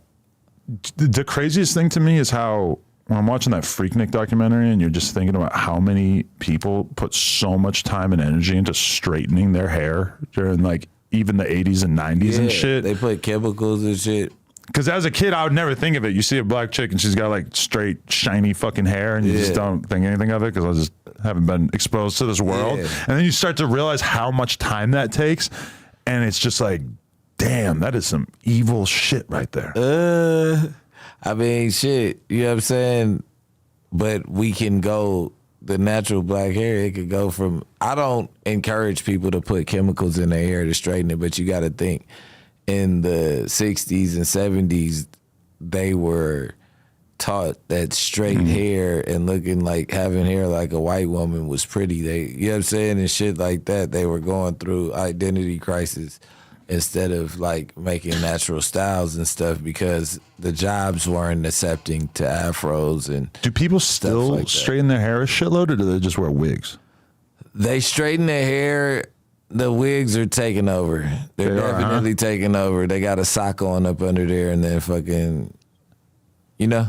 Oh, yeah. Some of the porn girls do it. And Yeah. it kind of sucks because it's like you think the girl looks hot with like big, long fucking hair. Yeah. But then you realize, like, oh, I can't grab Really that. She's pull going to that shit. smack my Yeah. fucking hand if I even attempt to grab I mean, that the shit. glue's pretty tough. You can yank on the frontal, but It's just crazy because it makes their head look so much bigger because the hair is under it, and then there's like other shit, and then there's the hair on top of that, and it just makes their head look like don't twice know as why. big. But it's No, I'm not still- talking about black women. I'm actually thinking of Dan Dangler when I say Yeah. this. Shout out to Dan. No, I'm saying it goes both races. But what I'm saying is like, there's still naturals that press their shit and it still be silky, and like it's a way to train your hair to where it's gonna be silky. And I really like the natural look. I miss the old sew-in weave. You got a little bit in the back sewed in, but all this is yours. Like I like that look. Like the frontal's not really my thing. You know who I feel like I got to know quite a bit better is your man Conrad. Oh yeah, right. Because I seen him around and shit, and we like exchanged like a couple of words. But when you're in a party till 2 a.m. with someone, you really start to see like what they're on. Yeah. That was a good experience. I like him. Yeah, he's pretty cool. You know, we born the day apart. Really? Yeah. Like the same age too? Yeah.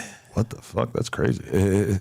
I'm gonna read some of these donations right now. In fact, okay. So, shout out to everybody. We will read your donation if you send in a donation of $5 or more. 420 New York plans. Burners Farmers Market album release. Not 100% sure exactly what we're doing when we're out there, but for sure we are going to be in New York for 420. And if you go to my Instagram story right now, you can read or you can see a flyer for exactly what we have going while we're out there. So definitely pull up on us. We're going to be out there with the gang. Trap Lil Ross is going to be there. Desto Dub is going to be there. We have some weed pop-ups going. We have a strip club night.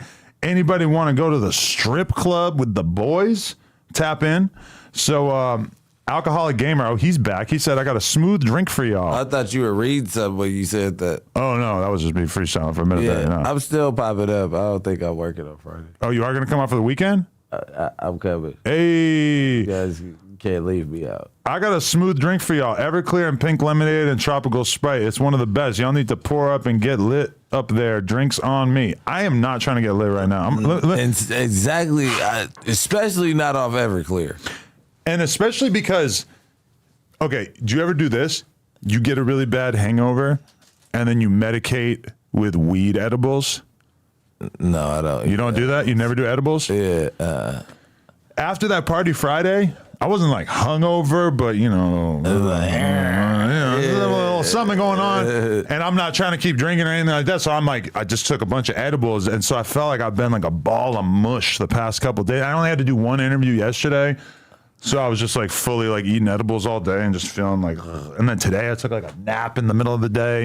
Yeah. Jesus fucking Christ. Sorry. But just speed right past it. Today I took a sleep in the middle of the day, a short sleep. So I don't know. I was just fucking, but today I'm officially like off the edibles. So I feel like I'm going to be returning to being a normal human being. So you feel like the edibles been making you more mush? Because the edibles, they get you high from that. That's why From the inside. Yeah, it's the inside. It starts inside. When you're smoking weed, it's like your shit. head. Yeah. You eat the edibles, your whole body of just, like and your I feet can't get high. Bro, I work out in the morning, but I can't like force myself to work out at night and stuff, which I do a lot of times when I'm fucking like just smoking weed. But the edibles just kill any chance of any working out. It's like a little baby Zan. Yeah, it's fucked. That's why you like them. Yeah. They're like little baby Zan. Yeah, it's like a natural Zan. Yeah. The edibles. Yeah. No, I do agree with that. Adam's over whooping, saying that he's gonna block me. Young Low, I forget. He DM'd me something annoying earlier, and I told him if you say shit like that to me again, I'm gonna block you. What's the dirt said? You guys should live like Motley Crue more often because that Sunday contact, that was Saturday, with Suspect was entertaining. LOL. Shout out. What's the dirt? Yes, I can agree with that. That was probably a very entertaining segment for you guys. Flawless P said, shout out to Bricc for being a real N-word / a real father. We salute you for that. Someone needs to get, you almost got me. I'm not reading that, but shout out to you for praising Bricc. Traplor, strategic risk taker said, Traplor Ross researches the culture and is wrong all the time. I mean, that might be fair that there are things that he gets wrong, but I think you could also agree that for the most part, especially being a total fucking outsider, Traplor Ross knows more about what's going on in Chicago than the average dude standing on his block in Chicago. Yeah. Let's be real. He might not know more than the absolute experts who've been around in that world for a long time type his shit. Insta is probably crazy. No, I mean, think about that. Like, and yeah, he's wrong, but he's still like, he still gets the respect from the people that are really from that culture on this podcast all the time, where they'll acknowledge, yeah, that King Von video. Like, I get the vibe from people that there's probably like 2 bodies in that video that they don't think that Traplor or that King Von really did. Yeah, but they're basically acknowledging that most of the video is fucking accurate. And if he didn't do the bodies, it was probably like pretty close to how it went down, right? That's what I'm saying. I mean, for him to be 6 out of 8, if he was taking the test, he'd still pass. Yeah, for sure. I agree with that. Okay. Long Beach E. Will says, shout out to my brother, Flame, Crip emoji, DW Flame, J. Cole was on his Bricc Baby shit. Why? Because he apologized? We can get into that, but I don't know why that would be Bricc Baby shit. I don't think Bricc Baby's apologizing to everybody. Q Taylor said, you made it personal, though, Adam. You used your position to justify your pointing suspect wasn't wrong. Stop crying, Adam. I don't think I was crying. And I think I only used my position to justify my point in response to somebody doing that to me. I felt like that was kind of transparent, but shout out Q Taylor. Prolific Beauty said, interviewing rappers and being of the culture are two different things. He never said white. He did say white, so that's inaccurate. MC Search, Eminem, Yellow Wolf, etc. of the culture. You will never be that. Well, I mean, even those people would probably have to admit that I am one of the more successful people in this culture who is white. So I don't know why you would tell me that I'm not on the level of certain other people, some of which who I am objectively, clearly more successful than. Not Eminem. Flame only mad because, JJ. You almost got me again with that one. Not reading that. Luis Ramirez, it's the way it came off Adam's chest. It's like he knew he probably shouldn't say what he was about to say, but he still said it. I tried to brace him for the joke that I was about to make. Didn't really seem like it worked out so good there. Yeah. T Don't Smoke said, Big 22 doubled down on the bad bitch energy comment. You got to respect it, but screaming one mic at Sus when he was talking first is bad bitch energy too. I think, okay, I would like to say something about that criticism, which is, damn homie was really egregious with it too. Yeah. If you're on a podcast and you're arguing about something, you can't just both yell at the same time. And like, there was like moments in that argument with Sus where he's like, he's not talking to me. He's staring at the wall. He's just like talking and talking and talking and talking. It's like basically creating like a wall of sound so that nobody else can talk. It's like at a certain point as podcasters, we have to kind of try to rein that shit in. And damn homie was such an egregious dude. Like if she's going to be back on the news at any point in the future, we got to talk to her about that shit because you can't just talk. You just over talking. And that's why I'm like, let him talk. Like, all the time, like she's like, yeah, you're right, and then just cut him right back off. Like, what the fuck? It's like people arguing on this podcast who don't really like. They don't want to like take the risk of the other person like making a point or some shit, so they just like keep it going the whole fucking time, and it's not great. It's not great for the content. So it's, to me, I don't really feel bad about trying to do the one mic thing because to me, saying one mic is like the most polite way possible of saying. Stop talking. Yeah, you know, it's like shut the let's fuck get up, one please. person at a time. In jail, we say radio. If you ever see people that come on, be like radio. But what's that come from? All right, so like when the tear is loud, say that because there's no radios in jail. So the term comes from when the warden or the guard, the CO or something, he's playing the radio at the end of the tier. Now, mind you, the people in the back of the tier want to hear the music too. So if you're talking during radio time, then you kind of fucking up everybody's little moment. Right. So when somebody talking radio, it's like, hey, radio time. I mean, be quiet. So now when it's loud somewhere in jail, like the police walk in, they about to say something, or we need to express a point to the whole dorm, we scream radio, and everybody knows that means be quiet. It's something important that needs to be said. Like, I understand that I can come off kind of Nazi-ish when it comes to the over talking and the interrupting conversation, but I have to say that I watch a ton of podcasts, and I know that interrupting can be an issue on a lot of podcasts, but for sure the worst over talking and interrupting I've ever heard on any podcast has been on my own podcast. And the main example that comes to mind, I hate to throw you in it, this is like when you were very early doing podcasts, but was like the original Gay Crip episode. Yeah. Crip Mac, Tony Willrich, granted Sharp was very laid back and quiet during that, but like, I mean, Crip Mac is probably one of the worst interrupters in the history of podcasting. Yeah, for sure. One of the greatest Crips, one of the greatest gang members, one of the worst interrupters. For sure. He needs to be addressed when it comes to that. He needs an interrupting DP. Yeah, because we all try to get him, but I did. And I'm watching you just starting to fume on that episode because he was pissing you off with it too.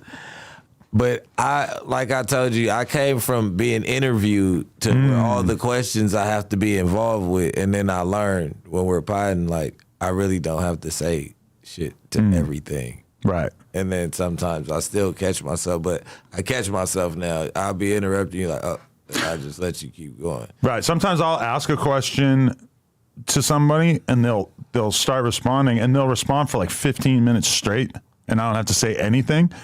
And in my head, it's like I'm playing the fucking slot machine in Vegas and I just fucking cranked it and just won the jackpot. Yeah. Because if I hit a topic that's like a good topic and I can just ask the question and get out of the way, that's like best case scenario. Yeah, and no I'm work for me, noticing that. great content, and I get to like sit back and just sort of plot where I'm going to take the conversation once the person gets to the end of saying that thing. But like normal person conversation is like if you take a girl on a date, she's never going to talk for 20 minutes straight. Yeah, for sure. You always going to be jumping in and out of the conversation and going on little, you know, like that's more You gotta normal. remember that you're interviewing. Yeah, podcasts tend to be more structured with, you know, less of that. But type even of with the Quando interview, you see, I was less talkative and more receptive to what he was saying. And that's the environment where you have to be super aware of that because we're on a fucking Discord call. So there's like a delay. So if he's talking and then you say something, he's not going to hear it for like a second and a half or like 2 seconds. And it just creates a lot of very strange moments. Yeah. Yeah, it's crazy. But I really was controlling talk. I guess it was because of the FaceTime thing. I mean, the Zoom thing too. So, but at the end of the day, like that's how I'm learning how to pod too. Like trying to get to those questions to where they get. But everything comes with growth. Because one thing I can say about you too that I really like that most people that I've had on the podcast over the years do not take this well. But like you're someone who from the beginning was like, yo, I'm new at this. So like, if you got anything that you think I could do better as a podcaster, just tell me. Yeah. And I've told you a shitload of times, a bunch of different stuff, and you've always been super cool about it. And that's like a total opposite thing from like other people that I've had on the podcast where I basically like gave them some advice and then they completely took it as like disrespect. And we're just like, oh, like, because I get it. Because like talking on a mic, it feels like we're just sitting here having a conversation. And we are. It's just that there are like slightly different rules or like different, you know, expectations or things that you should emphasize. Whereas like if me and you are just in the car talking, we can be interrupting each other and who gives a fuck. But if you're on the podcast doing it, you have to think about comments. You have to think about the silent third party who's watching, you know? You see it in the comments too, and it makes you more aware. When I start paying attention to comments too, it's like, all right, it's not just Adam. It's, you know, at first I'm like, Adam, I'm talking too much. I went through the ego thing, but I'm still receptive to what you're saying. But in my head, I'm like, but then I start catching on through comments too, and I'm like, yeah, he's super right. Like, but you want to know what's funny is that I heard Danny from The Stop, who I keep referencing, and we have something exciting coming for you guys soon. But I heard Danny say that basically, like, he thinks it's a problem on various podcasts when the hosts on the podcast don't listen to podcasts. So they can't really like put themselves in the shoes of the audience, you know, because like you have to like, you know, the worst interrupting podcast ever, if you were to just listen to it, you would immediately like, you wouldn't be able to listen to it without thinking about it. But like a lot of podcasts would be like, I don't watch podcasts, or like I'll watch a few clips here and there. Yeah. But like, I feel like people actually like acknowledging what's going on. And like, you know, if you didn't read the comments, then you really wouldn't know what the fuck's going on, you know, for the average person. For sure. And for sure, I was that dude. Like I came in, you like, yeah, did you watch this fight? Like, nah, I don't watch that. Like, but then once I got in the game and it's like, oh, I do need to step my shit up. I start watching certain pods, but I like, you know what I like more? I like those pods that get like 3,000, 4,000 views. It's a couple of them. Like who? Menace Material? I can't name their channel off the rip, but I'll send the link next week. I'll definitely give them a shout out. You can't remember what it's called? Or? Yeah, I can't remember the name of it, but One of them is the Herbalife dude. The Herbalife dudes. That's not menace material. Okay, yeah. Yeah, no. They're a couple dudes from the hood, but now they do like this weed shit. But like their conversation is so ratchet. Then Liddy, but her shit's starting to be kind of big. Like Liddy Michelle, the one I had on, she was on South Central Baddies. She's like a hood viral girl, but like she's starting to hit like 150s and 280s and shit like that.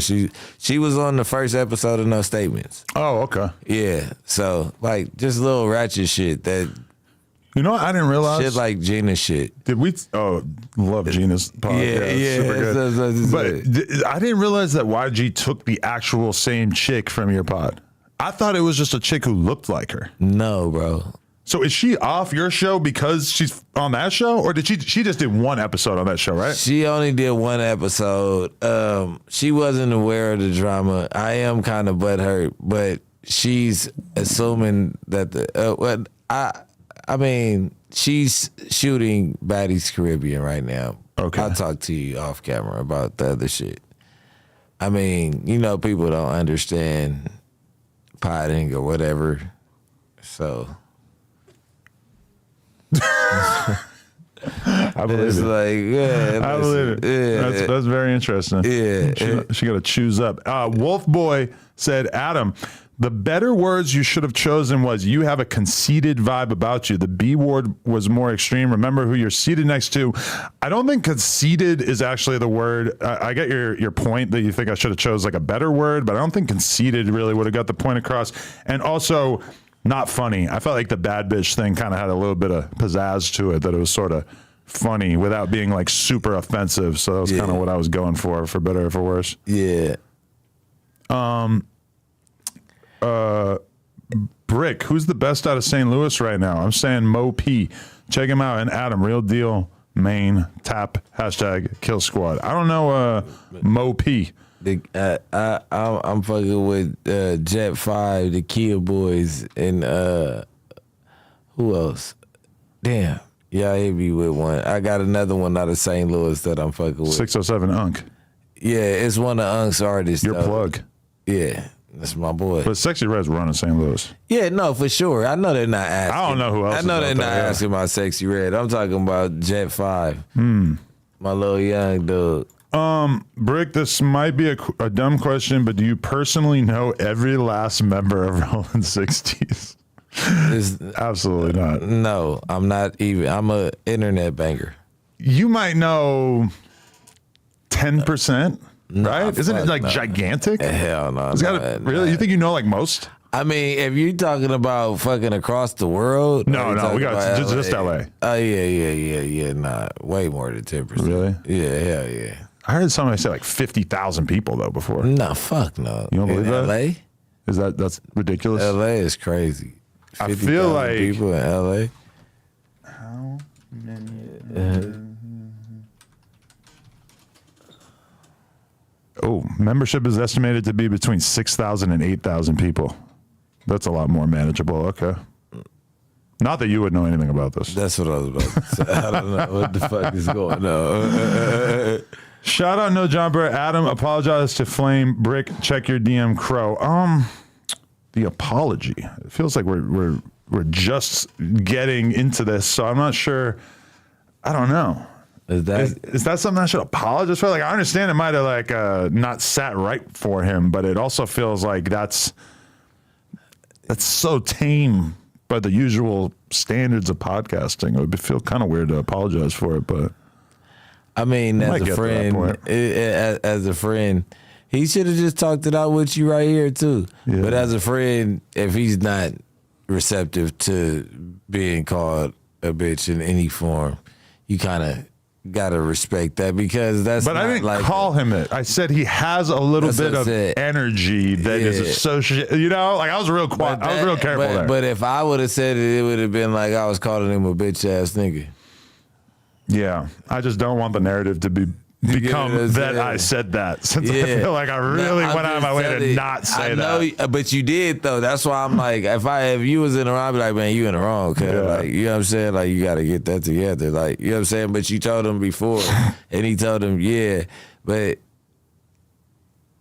in retrospect, like if you're not cool with the bitch terminology and shit like that, like you need to say that as soon as you come around to. You get what I'm saying? Like, Yeah, 'cause I don't play the bitch shit. Like, Sharp- whatever y'all doing. Sharp is 1,000% anti anybody using the B word to him, right? But it's happened a bunch of times with Yeah. different chicks on this podcast, and he might have yelled at them, he might have reprimanded them, he might have told them that it was 100% not okay. Yeah. But I feel like if he had just walked out, that would have been a weird Yeah, precedent. that's what I'm saying. You gotta, I mean, and he's, like I said, he's pure. He's not from this world. He probably doesn't want to really argue with you. He's not mad at you. He's probably just like, damn, Adam, you went too far. I'm gonna just get up out of here. And you know what I'm saying? Like, we all, like you said, we all got families and people that watch this shit, like, and that be in our ear. So it's like a motherfucker, like, nigga don't even want to hear nothing about that because I'm gone. Like, nigga, But people don't even know that it will seem more extreme when they realize that he just chose to drive probably like an hour and a half in brutal midday LA traffic because it was like 5:20 when that happened. And that's like the worst possible traffic. Leaving LA, I mean, man, I I feel don't know where he going, but he probably listening to this right now, stuck in traffic, just like, goddamn, this sucks too. It sucks sitting across from that gay white boy. It sucks being stuck in this traffic. Flawless P said, hey, white boy is crazy. almost got you. Derek Jameson said, Adam, can you bring Flacco on the pod with you and Whack one day? It would be very entertaining. Flacco is quite the personality you have up there. Sideways laughing emoji. Honestly, I feel, it was like a few months back, I was supposed to have Flacco on with Whack, and he ducked it like multiple times. And I told Whack, it's because he's been compromised by the Crips. Like, I don't know who exactly, but it's like definitely people in Flacco's ear telling him not to fuck with Whack. Why is he compromised by the Crips? Why can't it be like the Bloods? No, He I'm knows pretty sure it's the Bloods, Crips, too. though. I'm pretty sure it's. He knows Bloods. Does he? Who? He just left. Just left. Oh, yeah. Yeah. But I feel like he was co-opted by Spider-Lug before Munchie. I don't think so. I think his introduction to Spider Lug was Bunchy. There are a lot of people I can think of that Flacco talks me. to that don't like Whack. So I guess that is probably part of it. Maybe. Or maybe he doesn't want to get into it with Wack. He doesn't like getting into it with LA gang members. Yeah. He tries to stay away from that. I really want to ask. We got to talk about Damn Homie at least a little bit, but I'm trying to get to the rest of these donations real quick. T-Rev says, oh, God, it keeps jumping back to the end. Yeah, here we go. T-Rev, Adam, who the fuck signed you up for Matan's show and didn't warn you? I loved it, but watching you wait for your Uber was hard to watch. LMAO. Wait for your Uber? I drove there. Are you telling me that they have footage of me outside? That would I gotta check that out. Okay. Wait, what did they say? It was just this weird podcast I went to that I kind of left like annoyed with the host, but he's now making me think that they might have had surveillance footage of me walking out at the end, which would be pretty funny.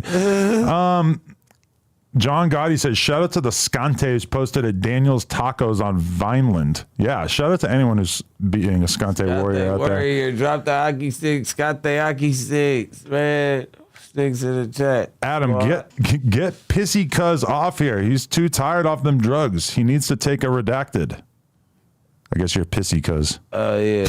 I'm not shitty cuz. I'm pissy cuz. Yeah, you are a little loaded right now. No, hold on. Wait, no. Or have I been up since 3 a.m? Hey. What time I hopped on a flight at 4 a.m. Well, I was up at 3 a.m. this time. I hopped on a flight at 6 a.m. Dallas time, bro. And we all remember what happened last time you got on the pod fresh off a flight. Yeah. But I went On SC! no, but On SC! yeah, the mask. Sorry. We got new ones. I got to do Vlad Thursday. You think I should rock the yellow one? I got that. Well, yours is here. But I kind of like can't tell. the black one. Like, am I going to feel stupid? Like, I don't know. I gotta try it on, but I don't want to try one on that like you already had on for hella long because I feel like it's kind of gross. Yeah. Nah, don't do that. Yeah, but I'm thinking, I'm like trying to think of like what would be an ill outfit to wear on Vlad because then there's like 15 fucking clips. No, we got the mask for you. You got your mask today. Okay. Gordy just missed his flight. I think I need the yellow joint though. Wait, but they're here? Yeah, they're gonna be here. Oh, they're gonna be here. When are you going? Thursday. Oh yeah, for sure. Tomorrow. Okay. Yeah. Because like that would be a really eye-catching thumbnail if I got the yellow shit on and that'll probably be pretty good, right? Pretty gay. Take Kill Squad to the top. Yeah, to the top. I'm with Tippity that. top. You hear me? And the black one is the Nomad. That's what Sharp came up with. That's all the Kill Squad that won't snitch or whatever, and it's not with all the other stuff, right? And then Nobody on Kill Squad should snitch.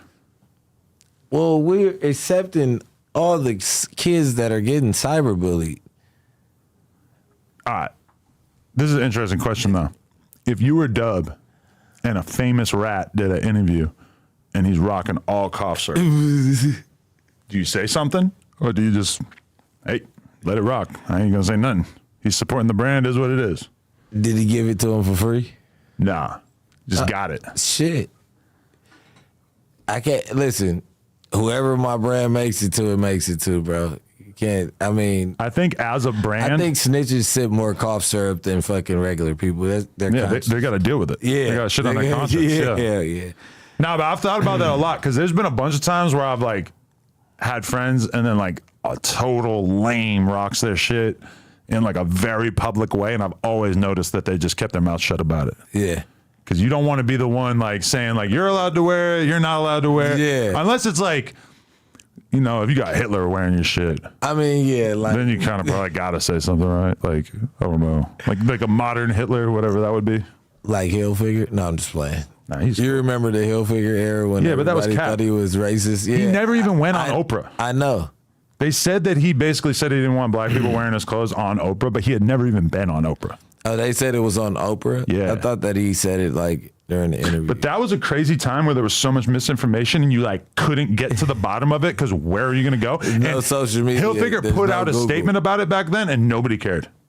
That's like saying somebody has like snitch allegations or fucking HIV, like some crazy shit on their name, not being disrespectful. And then a statement comes out that was a lie. Like every time you see them, you're going to be like, Yeah. But now it's like we're all used to like hearing a crazy rumor and then it gets debunked within the next 24 hours and then we all know that thing is not true. But back in the day, there was like nothing that you could do to like eliminate the rumor. I'm just thinking about that. Like there was no Google.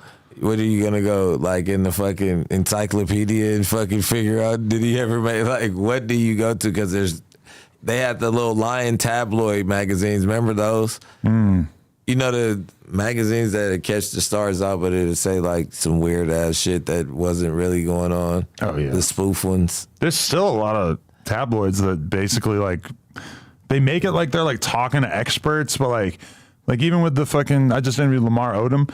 And I'm talking to him about something I read in the Daily Mail that said like the Kardashian family is like really upset about him doing a podcast with Caitlyn Jenner because they're like, I know he's going to speak about it. But like they don't have sources. They're just like anonymous sources say that the family is mad. Yeah. And I'm asking him about it and he's like, no, they're fine. It's chill. He's like, she wouldn't be doing a podcast with me if the family was going to be mad about it. And I'm like, yeah, that makes sense. But like, I mean, so what do they hate her? I think it's just anything talking about the Kardashians, anything controversial related to the Kardashians is so valuable to the company that it's like. Yeah, but I'm like, so do they not deal with with Caitlyn anymore? Probably they don't really have much of a communication with her, but maybe they like know some people that are kind of close to. But imagine if we did that. No, I'm talking about. Imagine we just made up stories about Dirk. Chris, I know they still have love for each other. Caitlin's still good with the fam. That's what I'm saying. Yeah. So why would they be mad with him for sitting down with? That's what I was getting to. I wasn't. No, I mean I get why they would hypothetically be mad because it's like, all right, if you were married to my fucking sister, sorry, Josh, if you were married to my sister. And then you start and then you guys get divorced, and then you start a new podcast that's you and my mom. I'm gonna be like, what the fuck? Like, especially if I'm from some like famous family that everybody wants to talk about, I'm gonna be like, why are you starting a podcast with my mom unless you just want to talk about me and my famous family members? You're right. Now, granted, like he's very famous himself, but he's like mostly famous It's for like the big thing deal. with the Kardashians. It's like big deal. I don't know if I'm gonna go with that, but I mean, it's on a lower level, but sort of. no. All right, Robert Sanchez said, shout out from that big bad Florencia 81st Street 13 to Bricc Baby and Adam. Y'all should come do a vlog in the hood from the biggest Latino hood in South LA. Shit, I'm down. Shout out to F13. I'm trying to get my Raza card up because ever since I did that Lazy Boy interview, people be swearing that 22 is trying to create like genocide in the Mexican community. For the record, never once in that interview were the Southsiders disrespected in any way. He wasn't on that type of time. That's the narrative. I mean, people are trying to push that, like, I did that interview to create. So no Norteños could come down here. Oh, because of Lefty. Well, that interview led to Lefty and him going back and forth and shit. But it's like, if you actually watch the interview, he doesn't really say anything offensive about Lefty or anything like that. But like, I've definitely like had people like trying to make me feel like there were people really, really mad at me. I've done my check-ins with a few different people and said like, hey, do you believe that there's actually people who are really mad about me interviewing one Northerner? And everybody's been like, nah, it's chill. Like, don't worry. Like, certain people have been asking around and stuff. Because how can you get mad at me as a totally unaffiliated person for having a conversation in which, now, granted, if I did that interview and he was saying, fuck the Southsiders, they suck, they're whack, whatever, then I could, I could understand them feeling some type of way. You know what I'm saying? Because you fuck with it. But you have a platform that's open to everybody. It's Bloods and Crips up here. So Southsiders and Norteños, it shouldn't be a problem. Like, you get what I'm saying? Like, you don't have to pick a dog in the fight. Like, you're opening up your platform to them as well as whoever else you want to open up your platform to. But the fuck, right? Like, Lazy was sending in, like, it's crazy how his name is buzzing now because he was sending in videos for the reviews. That's how I know about him. I've known about him for years and years because, like, he would just support on random live streams. Yeah. Like, you know? It's funny that you know him that, too. Yeah, he had these sick-ass Jordans on in one of the videos. I'm like, man, fuck that. He can't. I like the song, but I'm like, the fucking Jordans, man, I want to fight you over those Jordans. I forgot that was him that day. He got me with the bitches ain't shit tattooed on his face. I got that tatted on my face, too. Shut the fuck up, do you? I can't. They say these bitches ain't shit. What the fuck? You're just as crazy as him. Holy shit. What mood were you in when you did that? Bitches ain't shit? On a run. I was on the run like 2012. And you were just got thinking about how shot much in you my hate neck. bitches? Yeah, and all the bitches was like doing bullshit, fagging off and shit. Like, you know. Fagging off. doing bullshit, son. A motherfucker, like, I was just like, these bitches ain't shit. Right. Wow. You know? I like it. I was living with 5 different bitches, and all of them had boyfriends on the side and shit. And I had the key to the house. One night I could sleep there, one night I can't. See, like, this is an example of a retard in the comments that I would just like to highlight. This guy, Graydon Hudson, said, I love how Adam likes to stir up gang drama and then act like he didn't do anything. His time is coming when a real one checks him. I mean, I think the thing that you're missing is that in this situation, I really didn't do anything. I really just, like, interviewed a guy who's from up north, had a good conversation. He didn't say anything disrespectful about anyone who lives around here or anything. And that was it. Do you feel like he was talking about that? How long ago did he say He commented that when we were talking about that. And I'm just all like, right. sometimes I'm just shocked by how dumb people are. And that was a really, really good example of it. That's what I'm like, how do you stir up gang drama if they didn't diss like, you came and interviewed a fucking another rapper. He just happens to be you guys' ops. Like, Yeah. It's not my ops. Because I live in Southern California. I have to like hate on everybody from the north. Like we don't do that. You don't think like that. And it's not like you're hanging out with him either. Yeah, I did a 50-minute interview with him. We hang out with Norteños in jail. Right. You know what would have been interesting that I don't think happened is like, because he had like a bunch of his homies with him, right? And like a lot of them wearing red and whatnot.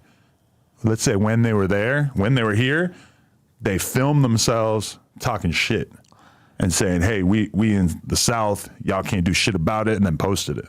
That's what they did? No, they didn't. But I'm just saying, like, if they did something like that, Yeah. that could be of interest. I still don't know how you, like, blame me if I'm not in the video or whatever. Yeah, now, if I'm sure. standing next to him saying, Like, yeah, now we're talking. Like, I'm an old block kid. Yeah, exactly. I would not have done that. And, yeah. I mean, sure. but when it comes to the right side, everything is way more.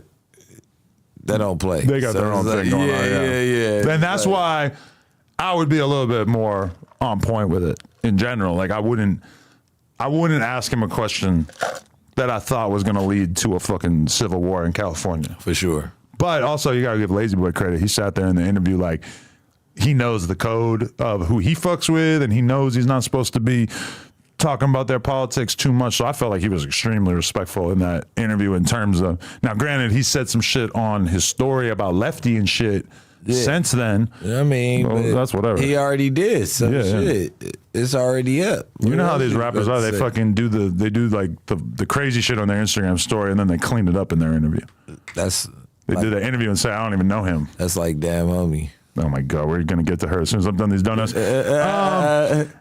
Ali Edwards said, from Atlanta, love no jumper. Adam calling DW and apologizing would go a much longer way than making reaction content on it. He's a friend or an employee. Yeah, I mean, honestly, apologizing right now would be a little weird because I'm not sure what I would be apologizing for. 507 Bricc Jet 5 making bangers with Mo. Check out Blame It Mo P Jet 5 and SG Arbo. Okay, shout out to him. Jerky dissing, just so you see it right there. You know that you gotta fade Jerky at some point. Oh yeah, Jerky. He's the one that gets based like a turkey. He does this all the time. Really? He loves when I say that. Oh, nice. He gets based like a turkey. Adam, we need the 6ix9ine and Whack episode ASAP. Believe me, Remo has been pushing Whack hard for that, so that may be happening in the future. Shout out Bricc Baby, get that life behind bars on the DSPs. Hashtag Haitian Chapo. Shout out to Millionaire Living. Appreciate you. It comes out on Friday. That's your new tape? No, Life Behind the Gates. My tape comes out at the end of the month. I was nice. gonna do like a pop up, but I had to load it through the distro the right way. Let's do a pop-up. Let's do it. Let's do it. Let's fucking do Let's do it. it. Bricc versus everybody. True Lies said, have you seen the new token on base this week? I'm not promoting your fucking token for $5. Sorry, bro. T-Rev, please tell us how you went into blah, blah, blah blind. I want a story. Will you encourage Bricc Baby to tap in with him? Love y'all. Been here for 4+ years, I guess. No, I don't. I didn't know what I was doing. I just went. I got requested. I fucking went. It is what it is. Bricc Baby, do you think Kendrick is going to bring up that Bobby Millies or whatever that young girl's name that Drake was talking to? That's funny because, like, all right. Do you know, like, all right, let's do it. Is that what you call his little sister? What's her name? Millie Bobby. Lotto? Millie Bobby. What the fuck is her name? Millie Bobby Brown. It's very confusing to me that her name has Bobby Brown in it. Yeah, like why would I never you do really that? understood that. She's 20. What he's asking about though is basically like, will fucking Kendrick go for like low blows in that whole battle? Which, to be fair, Trap Lord Ross and like a few other YouTubers have tried to like make videos to get across the narrative of like Drake being a weirdo, and it feels like maybe that shit Nobody flies gives a on fuck. YouTube, but you never heard a rapper mention it. Yeah. I would be surprised to see K-Dot go for like the lowest blow. It depends on Drake's response at this point. Is it on K-Dot to drop before Drake right now? Because he has to fire back at Cole for sure. I feel like that's the dynamic that we've all been wondering about, because you basically have a situation where Cole was the first one to respond. So you can imagine that ever since he responded, Kendrick's been at least thinking, never mind recording and getting ready to drop something in response to Cole. But then Cole apologizes. And from Kendrick's position, it's kind of like, damn, he just showed me love and respect. Am I really going to drop a fucking diss about him? But then meanwhile, I don't know if you heard, academics claimed that he texted Drake and was basically like, you ain't going to do no hoe shit like this, right? about the J. Cole apology. Yeah. And he said that Drake basically responded and said, "You must not know me if you think that I'm gonna back down." Yeah. So that's interesting because that in itself is almost like Drake saying that J. Cole is kind of a bitch, right? Yeah. It's like, nigga, you think I'm going out like that? You got me fucked up. Yeah. So when is it coming though, Drake? Like why are we? That's what he does. He wants to make everybody fucking wait on this. But that's the thing too, is that like Kendrick just gave Drake like a little chunk, a surprise verse on a surprise album, a little verse that had some shots at him, but realistically wasn't like the most extreme thing that you could ever imagine Kendrick putting out. It was 1 bar, 2 bars at the most, and it's like the most impactful thing that happened in the month of And March or April. no When did low it come blows. out? It was like just basically like music / like relevance / importance / like basically it was about the music, which is it's interesting too because J. Cole, when he dissed him back, he basically just gave him a critique of his albums. But the diss was I'm on Metro's song, and Metro, if Metro don't trust you, you know what I'm saying? It's a thing right now. Even So just it's like, being on the project, especially given that Kendrick is so rare and was barely does choosing anything. sides. Yeah. It was choosing sides. Oh, 100%. We already Yeah. kind of knew what side he was on, but it definitely kind of. So you didn't hear J. Cole apologize? I'm gonna play it for you. No, I heard about it. I didn't hear You the. didn't see this clip.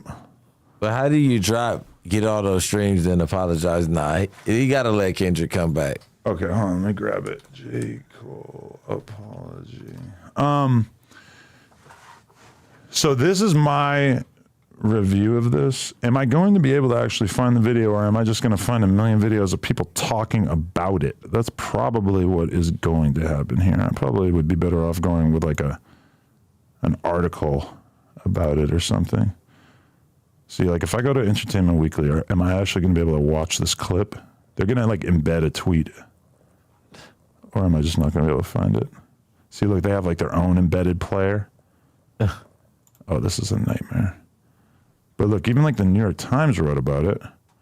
That's crazy. But I'm not logged in. So that's going to be a problem. We go Rolling Stone. Oh my God. Like, what the fuck? How do I not have an ad blocker? Because I never wanted to have an ad blocker because I feel like it's like, it goes against like the content creator code. You know? Yeah, that's what we get paid off of, right? Maybe, you know what I'm going to do? This is also the worst podcasting ever because I'm fucking doing this on the fly, but J. Cole apology. I'm just going to play the audio off my phone because it'll be easier to find out on Twitter since we're not logged in. Okay, here we go. Yeah, put this up for DW. I found it. Here we go. If you need this played for you, you're probably not on social media very much, but let's just listen to this so that Bricc Baby can hear it. Pray that God align me back up on my purpose and on my path. You know what I mean? I pray that my nigga really didn't feel no way. And if he did, my nigga, I got my chin out. Take your best shot. I'm gonna take that shit on the chin, boy. Do what you do. You know what I mean? Like, all good. Like, it's love. And I pray that y'all are like, forgive a nigga for like the misstep and then I can get back to my true path. Cause I ain't gonna lie to y'all. Past 2 days felt terrible. Like, it let me know how good I've been sleeping for the past 10 years. So all of that to say, man, I want to now perform the song that's a reminder to me of getting back on the right path and getting in tune with God. And the name of the song is called Love Yours. I'm for y'all right now. All right, let me give you my first thought on that. He's doing something right there that you don't have the luxury of doing.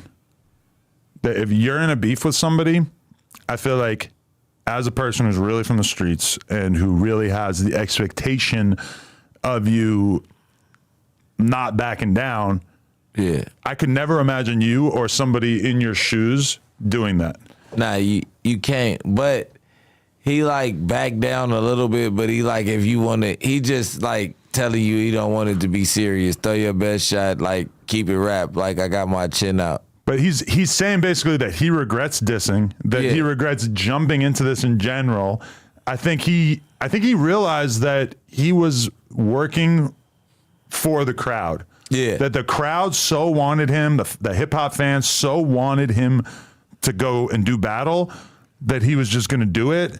And then once it actually came out, it caused him to actually like reflect on it and think about how it made him feel to be disrespecting somebody that he clearly has respect for just in order to appease the crowd. And J. Cole is not somebody who's really had to do a lot of that in his career. He's mostly gotten to just be himself, and he's become one of the biggest rappers by being himself. And that's why I said, is this like a hoax? Like, did they do this? Did they do this on purpose? Is this to like light everybody back up? Is it, you know what I mean? Like Kendrick fires back anyway, and then fucking Drake never responds, and J. Cole and Kendrick go on tour. Like, what is this? I don't think it's really scripted in that way, and I think if you watch What's the Dirt's video about J. Cole and Kendrick's history, that they basically haven't been spotted in the same room since like 2017 or 2018 or whatever. Like, it's been a long time since they've really had anything to do with each other, and they've dropped a lot of different music that has been rumored to take shots at each other. And I think that, you know, but I think ultimately, like, in order for J. Cole to have done battle with Kendrick on this, he has to basically like say things he doesn't believe. Like, do we really believe that J. Cole thinks that To Pimp a Butterfly was this absolutely terrible fucking album? I don't think so. I personally wasn't a huge fan of it, but I think it's exactly the kind of album that J. Cole probably really appreciates, right? For sure. And when you beefing, nothing's hard. Everything you did was garbage. You get what I'm saying? Like, this is not to give you flowers. This is meant to tear you down. Right. I don't give a fuck if that was the hottest shit you ever dropped. Right. It was trash. Because if People liked it, not me. if you got into a beef with fucking, you know, anybody, like, you're gonna basically say that they suck, that their career That's what I'm sucks. saying. Yeah, like, what else the fuck can you say? But J. Cole, like, basically, like, with that project, a lot of people already, like, I don't know if you heard it, but the diss that he did about Kendrick, a lot of people's opinion of it was that it felt very forced, very surface level, not really like passionate. You got to give it to Kendrick that, like, his delivery on that Future song sounded like he really believed what he was saying. Yeah. He said it well, saying Yeah. it's just me. He did it in a way that was And then believable. you But J. backing Cole down kind from of, that. You can't back down from it because he hasn't responded or said it was cool to back down yet. yeah. Like, he said, fuck the big three, it's just big me, nigga. Right. Like, you gotta let it ride for a second, Cole. But then I don't know if the label's saying it's affecting his fucking urban. Like, I mean, Nah, it's probably all good because he just put out a project that everybody had to fucking listen to in order to be caught up on the beef, you know? Like, none of these people involved have said anything on social media. Drake ain't said shit. Actually, really, almost nobody said shit. Kendrick said some shit. Rick Ross is kind of like on the side of all this, doing some social media shit. But Kendrick ain't saying anything publicly, and J. Cole ain't saying anything publicly, and Drake ain't saying it's anything promo publicly. for the project that he just dropped, is what you saying. I think that It was, that song was on the project? on the Future project, yeah. No. I'm not talking about. Oh, the J. I'm Cole talking about project. J. Cole Cole. put out a project. The whole thing has a couple of shots at Kendrick and stuff, but for the most part, there's like one song that really seems to take aim at the whole Kendrick situation. But he doesn't really like jump out the window or anything because No, I heard the song. I heard the one diss track, but it came with an album. is yeah, what you said. there's a whole album. Oh yeah, it's all promo. This is the thing: is that we've kind of gotten to the point in hip hop where all the top rappers. There's not like a sense of competition. This has like initiated and instituted a sense of competition that I think like everybody The rap world needed. is enjoying it. Like it's Yeah. giving us a real reason to care about a Drake project right now or a J. Cole project that we didn't really have before. And I feel like that overall, like that's given us something that we were kind of missing because there was so much more conversation about who was the best rapper in the 90s and the 2000s, you know? And we've kind of gotten away from that because clearly like the winner in all these situations is kind of like based on who has the most sales. Like we've gone full algorithm. And the good part about this is nobody's gonna die. Nobody's gonna get beat up. It's Cole, Kendrick, and Drake.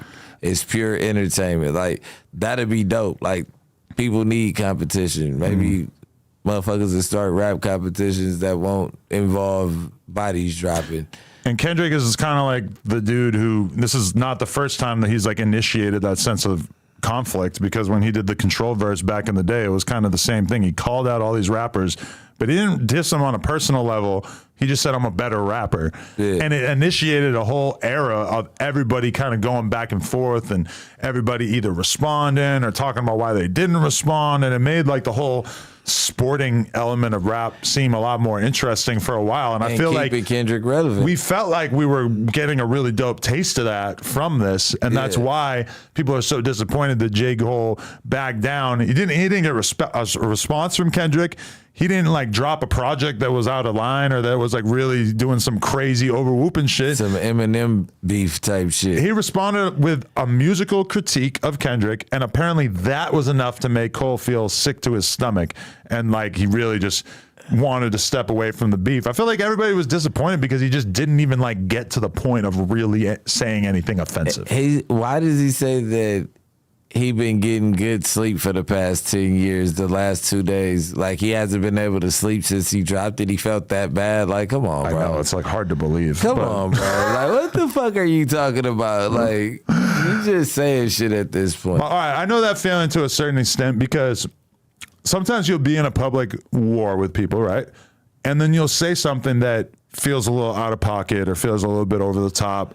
And sometimes I felt this way when you're like dissing people and you end up like really saying some shit that, you know, I don't believe in karma necessarily, but it makes you feel like, oh, I'm kind of in a deficit karma wise after the shit that I just got done saying online, you know? Yeah. You have a little bit of that feeling, but like as a content creator or a rapper or a gang member, whatever, like you're used to that feeling. Yeah. And it like, takes you a lot to get to that point of feeling like kind of bad about. It's like, you do, but you don't. It's like, man, they not going to spare me. When they load up, they not going to take no type of chill pill or nothing. So I might as well gas up. You know what I'm saying? And us knowing that it's on the internet, we know how far that shit's going. So it's like, I'm not gonna lie, and I know you can't speak about this because you're affiliated, but there was a moment where after I interviewed Big Deal, there was a clip of his brother on the podcast, and he's like, his daughter is sending him like inspirational messages, and he's talking about it. And like,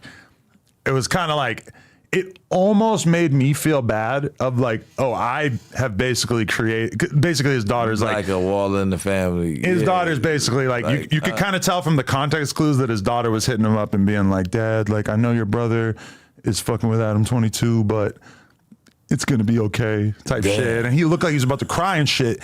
And there was like a little bit of me that almost felt bad. But then I just think about what a bitch he is. That it's like I don't really actually feel. You got to just remind yourself, like, oh, this is the guy who said he was going to kick my kid in the ass. This is the guy who's claimed that he was going to have all these things happen to me. You can't feel bad. Yeah. You're playing the game. Yeah. But a little bit of me feels bad because I don't normally get into these kind of conflicts with people where I'm saying horrible shit about them or you know, invigorating their family members to say horrible shit about them. But I mean, if you don't start the shit and you here to finish the shit, nobody can be mad. You know what I'm saying? Or either way it goes, there's no backing down though. You know what I'm saying? You'll figure out another way to back down. But if you go, I go. Yeah. I don't know. I mean, like a lot of people have taken this as an opportunity content-wise. Like Academics, as it was coming out, was going on this crazy J. Cole rant, calling him a hoe, talking about, you call him J. Fold. That's pretty funny, right? And then I seen Maul from the Joe Budden podcast. So I don't know if you really pay attention to him. Yeah. But he basically like did the same thing, did like a whole big anti J. Cole, like how could you let me down type rant. To me, that's kind of like, I can see it both ways because as a rapper, yes, I feel let down. I was invested in this soap opera that I was watching with J. Cole and Kendrick and Metro and Future and Rick Ross and everybody. I was loving it. As a person, I really feel like J. Cole was being true to himself and how he actually felt, which I really respect, especially knowing how me and all the rap fans were going to actually like feel about him doing that. I feel like he should have let it play. I think he also saw it though, as he was like, I can get out now. But if Kendrick responds and violates me, then there's not going to be any way that I'm getting out of this. Yeah. And he's still leaving room for you. You could still drop that diss song you had in the cut, and I'm going to take it on the chin. Yeah. So I hope Kendrick takes up that offer still, though. You get what I'm saying? It would be extremely gangster of Kendrick to drop a song that disses J. Cole and basically says, like, oh, you ducking the fade? Well, I don't give a fuck. You's a bitch. Like, I don't know if Kendrick really has that Chill out in with him. your bitch word Right, today, because sorry. like, you know what I mean? Like, they're gonna Not for you. Don't have J. Cole. No, I'm not talking. Yeah, But I'm just saying, like, Kendrick is heavily incentivized to do that, because then everybody's going to be like, oh, Kendrick don't give a fuck. He's a demon. He went crazy on J. Cole, whatever.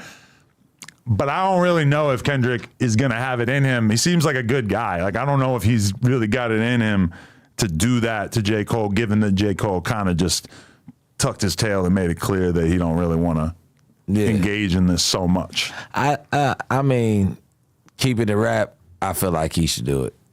If he got it in the cut already, go ahead and fire off. Because I want to hear it. It's like, no, don't back out so we don't get to hear it, bro. You don't get to do that. Not with this war. We only got one bar.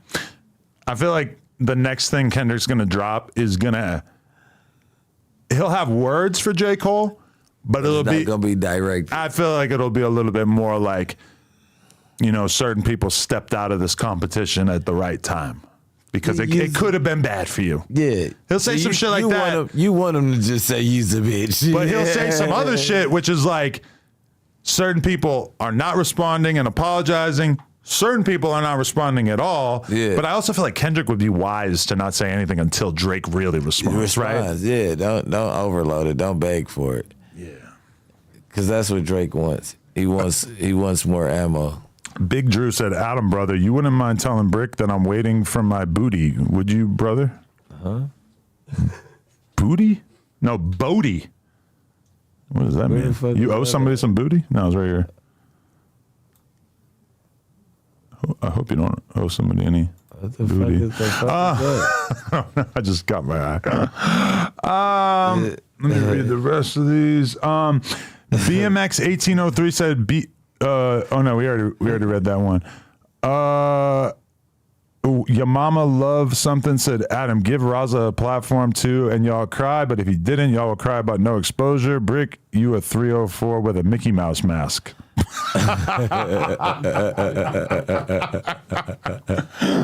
Why? Why is he?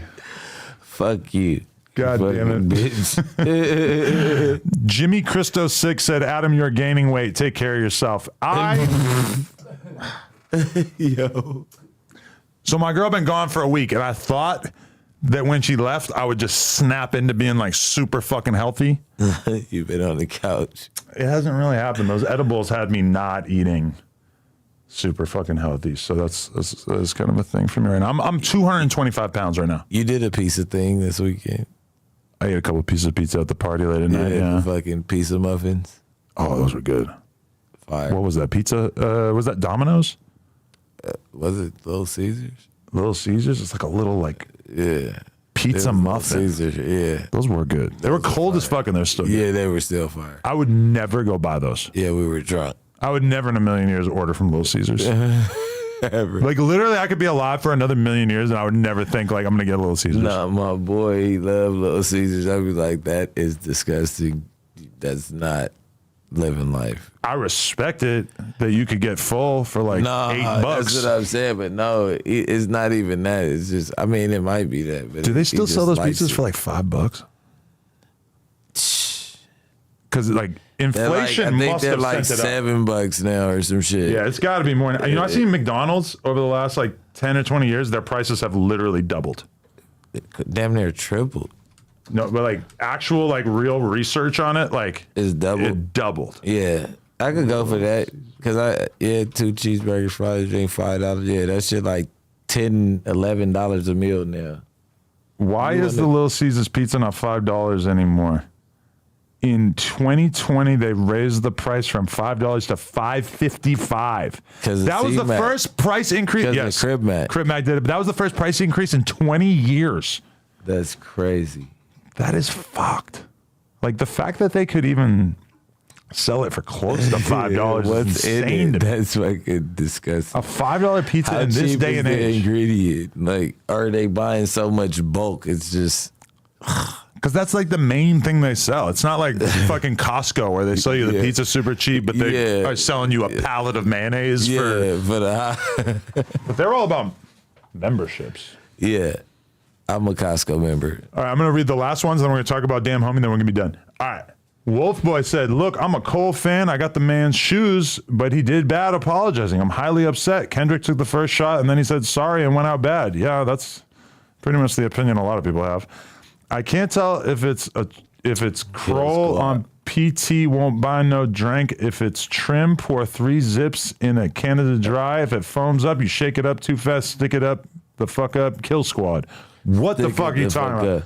He said, I can tell if it's K-Roll. Oh, K-Roll. PT drink. It's time to he said, if it's trim, pour 3 zips in a Canada. It won't fall. All right. All right. We got some lean talk. Yeah. Derek Jameson. You know my druggies get in here. Adam, keep Sticks in the chat. Adam, keep that thirsty girl off the pod. That drama was getting kind of boring. Can you try and bring Selena Powell back on the pod? She's still the highest numbers on No Jumper. Well, I am supposed to do a podcast with Selena Powell this week, so there is new content coming in regards to that. But, and then this person, Bebe's Toy, says, shout out BBC. None of those at the table. Yeah. From what I could tell. Bro, I don't know what you got. Okay, where are you at? You will never know. Where are you at? Let me just ask you this question. Do you think that No Jumper should continue to platform Damn Homie, or has it got to the point where she's basically gone full op mode on one of our hosts? She got to get blacklisted. Oh, man. I mean, if she can cut the drama off today. That doesn't seem like the direction this is going. That's what I'm trying to do, because this is her only moment in life. Like, this is, like, when I drink, I smoke a lot of cigarettes, sorry. That's cool. But, This is like your first one? No, you had another one before. yeah, it's like my 5th. It does feel like it keeps getting worse every day. Yeah, like, it's like, okay, if you're going to shut it down, cool, like, that's cool. But even if you're not, it's like, this is your only moment that you got going viral, and this is what she wanted from the get-go, and I was telling motherfuckers, when I was telling her the first time, like, it's thirsty. Do you think that this was the plan all along when she started fucking with Sharp? That she planned on exposing him? No, it was a plan after she started to get a planning taste right of after it? that. Yeah, like around when she was doing the compa thing, and she seen it could have been a big thing when she said, if she said the name, then she said the name later on that day, and it was like a big thing over the weekend. Because she was like, mad about compa saying it at first. I have more. No, she was lying about compa being mad. Why is she the I have more? Why are you making AI of you talking to Sharp earlier? You really think she did that? I don't know. I heard that she was playing it like in full context and that it was like clearly not AI, but I didn't really dig that deep in. Oh, so she was playing a recording from another day. No, I just heard that. I don't know. I didn't look into that. I heard the clip, then I heard her say it was AI. Then I heard that she played like a longer version that made it not seem like AI if you played the full version, but I didn't actually like examine that myself. Either way, she clearly got around Sharp, got as much information as possible, and then is now exposing everything possible and possibly lying about things which we don't really 100% know. Now you got to think all Sharp ops, they're sending all the information to her because she has like a say-so. You know what I'm saying? Like, I'm challenging that those 1 million followers are all the way. Hers? Yeah. Oh, I have no idea. I mean, I don't know what type of OnlyFans following she has or whatever, but I'm challenging that because the way she's acting is like this is the biggest thing that's ever happened on her social media account or career. To be fair, she like blew up on social media 2007, 2008. I definitely believe that she could have got like 1 million followers legitimately. Yeah, but that was like an early era where Instagram skits and all that kind of shit, that felt like you could like get followers more easily back then, you know? 2008, Instagram didn't exist. Oh, I meant 2018. My bad. Yeah. No, that's right. But I remember during that era when she was doing all that kind of stuff. All right. So she could have got her following years ago from. Yeah, no, she like definitely There did. wasn't a TikTok and all that. Look at this. Damn homie, No Jumper, old. Let's see what her first. See, it shows all this shit. Even if I type the word old, that's unfortunate. You old bitch. Damn, it's all other channels and. Is she Sharp's prostitute or not? Why is it? Is that what it Like, is? why is it not showing me No, the she's old? not. Normally, when I put old, it shows you old stuff. Put Adam. Or what if I just put interview? That'll probably be better, actually. No, but now look at how many times has Sharp interviewed her? This is actually kind of insane. Oh yeah, see, look, she was on 4 years ago, but I think there was one even before that. And honestly, it might be on the Adam 22 channel, which is maybe why it's not showing up right now. I don't know.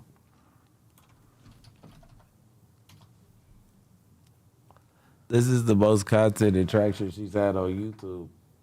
Yeah, she did. I don't know why I can't find her original interview. Yeah, it definitely seems like she's not trying to. Look how many times I've been on camera. She's talking to Whack. Anytime you're talking to Whack, you're trying to go to the top. That, and I'm for Try to sure. go to every outlet possible with this shit. I'm expecting Whack to ask me to have her on the podcast to expose Sharp, and that I'm gonna have to say no, and that Whack's gonna be like, "What the fuck? You're going against my freedom of speech." Yeah. I'm kind of assuming I'm gonna have to have that conversation in the near future. So you just had it right now. I'm just like calling out the conversation that I know I'm probably no, but he'll try to surprise me. He's gonna just like have her here one day, and then he's gonna be like, "Oh no, like she won't say this and that about Sharp." But like, because all right, think about it like this: if there was some girl that you had beef with, obviously we're not gonna fucking bring her on the platform. But if she starts out as a host, or like she's on the news a bunch, and then she becomes a hater, at a certain point, we kind of got to be like, okay, we need to remove this until you get cool with Sharp, which doesn't seem like it's going to happen. Because if your main they thing, get cool every other day though. if her main, no, but they haven't been cool since all this shit started, right?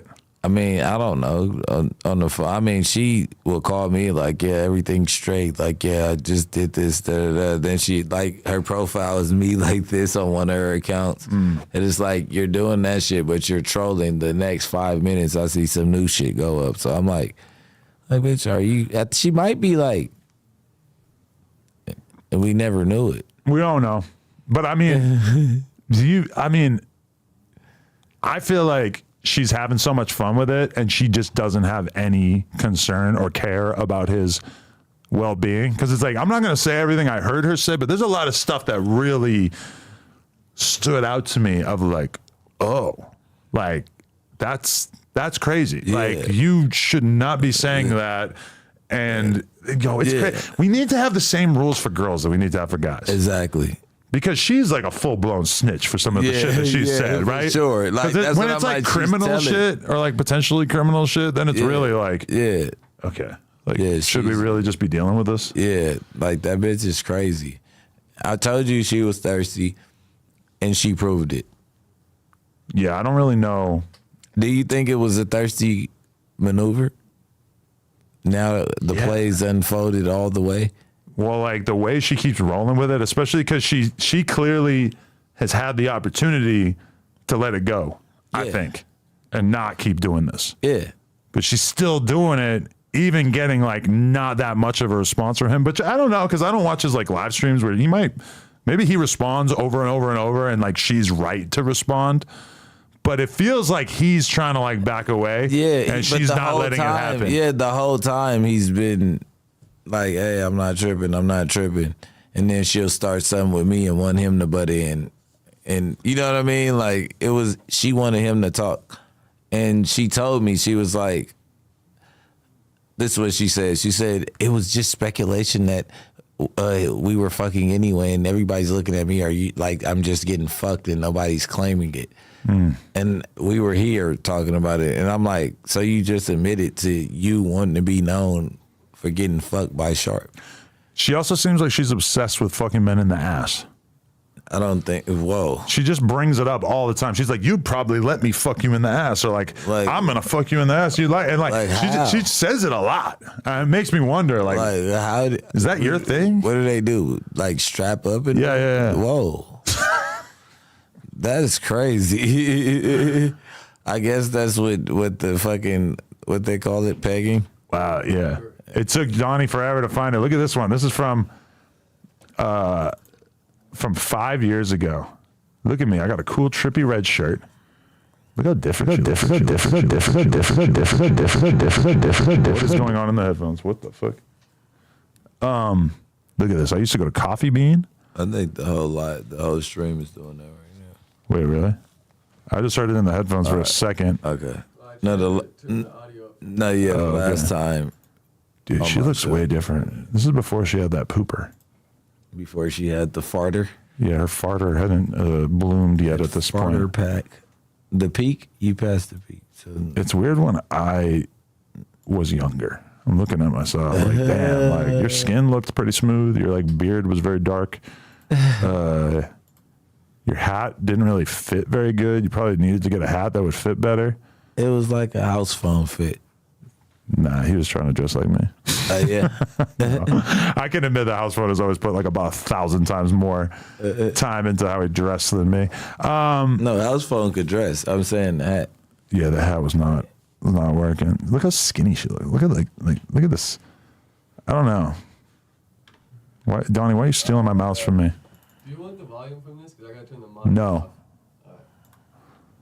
I don't know, but that's just proof of me and damn homie hanging out back in the day. I've gotten to the point where I just like feel for Sharp. Yeah. Like this just seems like kind of It's shitty. like you keep badgering me at like and even though she wasn't brought on to shit on him, now it kind of feels like, oh, well, that is kind of like what it became. And so she's cyberbullying now it's gone full. Yeah, now it's something. Before it was kind of like fun, like teasing each other type shit. Yeah. It's really gotten to a different level, I think. Yeah. Yeah, like it's like she I wish I didn't know so much and I can't talk, so it's just Oh, you know way too much right now? Yeah, like I'm just keeping it a podcast. We should talk off camera too. Yeah, right? 'Cause there's a lot of- because it's like it's so much going on, but you know, right. I called the thirsty when I seen it. So whatever she got going on, hopefully she finds it in her like in the near future to just cut all the shit out. Yeah. If you want to return here and be comfortable, because like how can you be comfortable after you do all this shit and then like sit on the news and then possibly cross paths with Sharp? Like, Yeah. Because at a certain point, it becomes like a snitch type thing where it's like, well, now we can't really trust you. for sure. Right. And if Adam don't trust you, No, I mean, I'm not like against her as a person at all. I've made it clear that I was cool with her and stuff, but I don't agree with the whole thing of like dating somebody, getting all this secret information, and then like exposing it / Not cool. exaggerating / like probably just making some of it shit up. Because you see her being like, oh, I'm like talking to his ex. That's like the fucking stalker, right?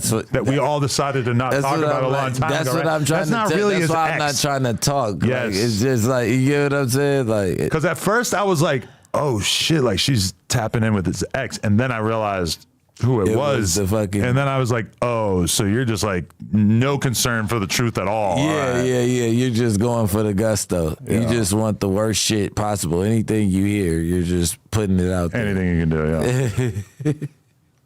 It's a nasty world out there. I'm just trying to figure out like what other controversy, like where is this leading you to? I could see her on back on Fig in a second. But they're not on like but Sharp has talked shit about them. I was going to say they're not on an anti-Sharp thing, but I guess he's like hated on them. So Especially if you tell her she can't come in the building, she's definitely going over there. yeah, she probably, but did they have they ever even had like white people on there that weren't No Jumper hosts? Well, I guess she was a No Jumper host, so it makes sense. But it feels like they don't really like wade into white business. Yeah, I don't think it's that type of play. She'll look good on an orange couch. She's pretty orange. Nah, she's kind of like pale, right? If anything. Well, maybe I'm just basing that on the video that we were just looking at. She's a little bit more orange in real life, yeah. All right, I gotta get a haircut. This fool's about to be here. Thank you, Bricc. Kind of an awkward episode, not having a third. Yeah, Pause. we thugged it out though. We thugged it out. We definitely thugged it out. I guess we'll find out within the next day or two. Well, that's the funny thing. The other podcast. Are you doing the other podcast with me tomorrow? Yeah. Sweet. I I don't want to say who it is. Yeah. But the one that we were supposed to do before. Yeah. But he's supposed to be on that too. Oh wow. So now he got to like speed run getting cool with me in order to do that tomorrow, or he's just not going to do it, and then that'll be kind of like. So you guys got to get cool with each other, Adam. No, yeah, I gotta like probably hit him up or whatever. But Yeah. I already like know what he's probably gonna say, right? We already know what offended him, and we already know why I didn't think it was offensive. But I guess we could have that combo. I think he left so the convo could be had. I feel like having the combo. If you keep his would have weed, been he has to come back. Ooh, DW. Got it again. I'm gonna go give this to Big Sad. Oh shit. What were you about to say, bro? Hey, listen, sticks in the chat, man. DW Kill Squad, man. You already know. Shout out to everybody out there. We love y'all. We appreciate y'all. Hopefully we can reunite and make content. But I seen somebody hating on me saying that, oh, you guys are fucked up because you're live and you already have a clip on the Clips channel of DW walking out. I'm just going to make it perfectly clear. My policy on this channel is if it happens, it's getting clipped. And I say that because you remember It don't matter whose expense. Alex from Street TV. I seen that big post about. He was tweaking because there was a clip of you Yeah. crashing out on the stream or whatever. Yeah. Listen, that shit, like, if it wasn't clipped by us, it would be another channel clipping Exactly. it. Even with us clipping it, there's still going to be a million people clipping it. Exactly. I guarantee if I went to TikTok right now and I search Bricc Baby or No Jumper, It's I'm going all to find crash. a version of it that has way more views than ours has on YouTube. For sure. If some shit happens, like, all right, if something happens if we're just doing an interview and you have some weird crash out thing happens and you say you don't want it to happen and it's pre-recorded, now we're That's talking. cool. That could be a conversation about that, especially if it's really some shit where you bullshit. look bad or you just look like a tweaker or whatever. But you're live? We're live. Did I look like a tweaker? You fucking No, but I'm saying, like, if you did something that wasn't live and you wanted it removed, like, you've had shit happen in this office that we could have put out that we did. Yeah, for sure. And that's not right here. You're live. Somebody's clipping it. I said that when everybody's like, I'm supposed to be mad. Like, okay, listen, it happened on the platform on my show. We clip it. The views go to us. Like, it's a business at that point. Like, it was up to me to stop crashing out on live. You know what I'm saying? It happened off camera, like you said, like pre-recorded, cool. But like, It's also annoying too because I would clip it. people think, yeah, for sure, right? Like- if it wasn't us, it would be you, right? Yeah, like I you was put it on gonna your clip own it. Instagram Yes. because you know it's not. But you want to know what's fucked up is that everybody thinks that we're making like $1 million off that clip. That clip was instant demonetized. I actually looked a couple of days ago because I was looking through all of our clips for the month, and I looked at that clip, and I think it has 800,000 views, and it made $100, Oh my God. which is a little insulting. That's insulting. But you know, it's like even that $100. Well, shit, we got $100. Fucking, For the demonetized shit. that's why you got to look at it like, look, That's it's like a little crazy. something. They demonetize even with the bleepage? I don't even know if they had time to bleep it, Oh, yeah. but sometimes if it feels like you're really like tripping, they're gonna demonetize it either way. Yeah. Like they're gonna like really be concerned with that. All right. Appreciate everybody who watched this. We will be back soon. You think we're gonna go out this weekend? Keep I'm Kill down. Squad going? I'm down. Sticks in the streets. You're not going out of town? I don't think so. I'm out of town, though. I'm starting to shoot the reality show, too. I gotta go to. Well, I have to do interviews Saturday as well, but I could probably go out Friday. Just probably have to not get as fucked up as I got last Friday. I don't think you can control that. Yeah, if I go to the drug room again. No drug room. I'm talking about liquor. Young Barry Gordy, shout out Young Barry Gordy. Kill Squad X Kiko mask are in hand. Get in with me. Shout out Barry Gordy. What about up your life? He was in the function. Yeah. And then Your Mama Love Me said, it's all love, Bricc. Are you going to sell those masks? I think Barry Gordy answered that one. Yeah. So shout out to everybody who watched this. It was a good episode. Make sure you drop a comment, drop a like. We got 579 likes. Like the video on your way out. We would really appreciate it. Somebody said, does Josh date Adam's sister? Shout out to everybody who's not really paying attention. Like, comment, and subscribe. We out. Good. Don't see late.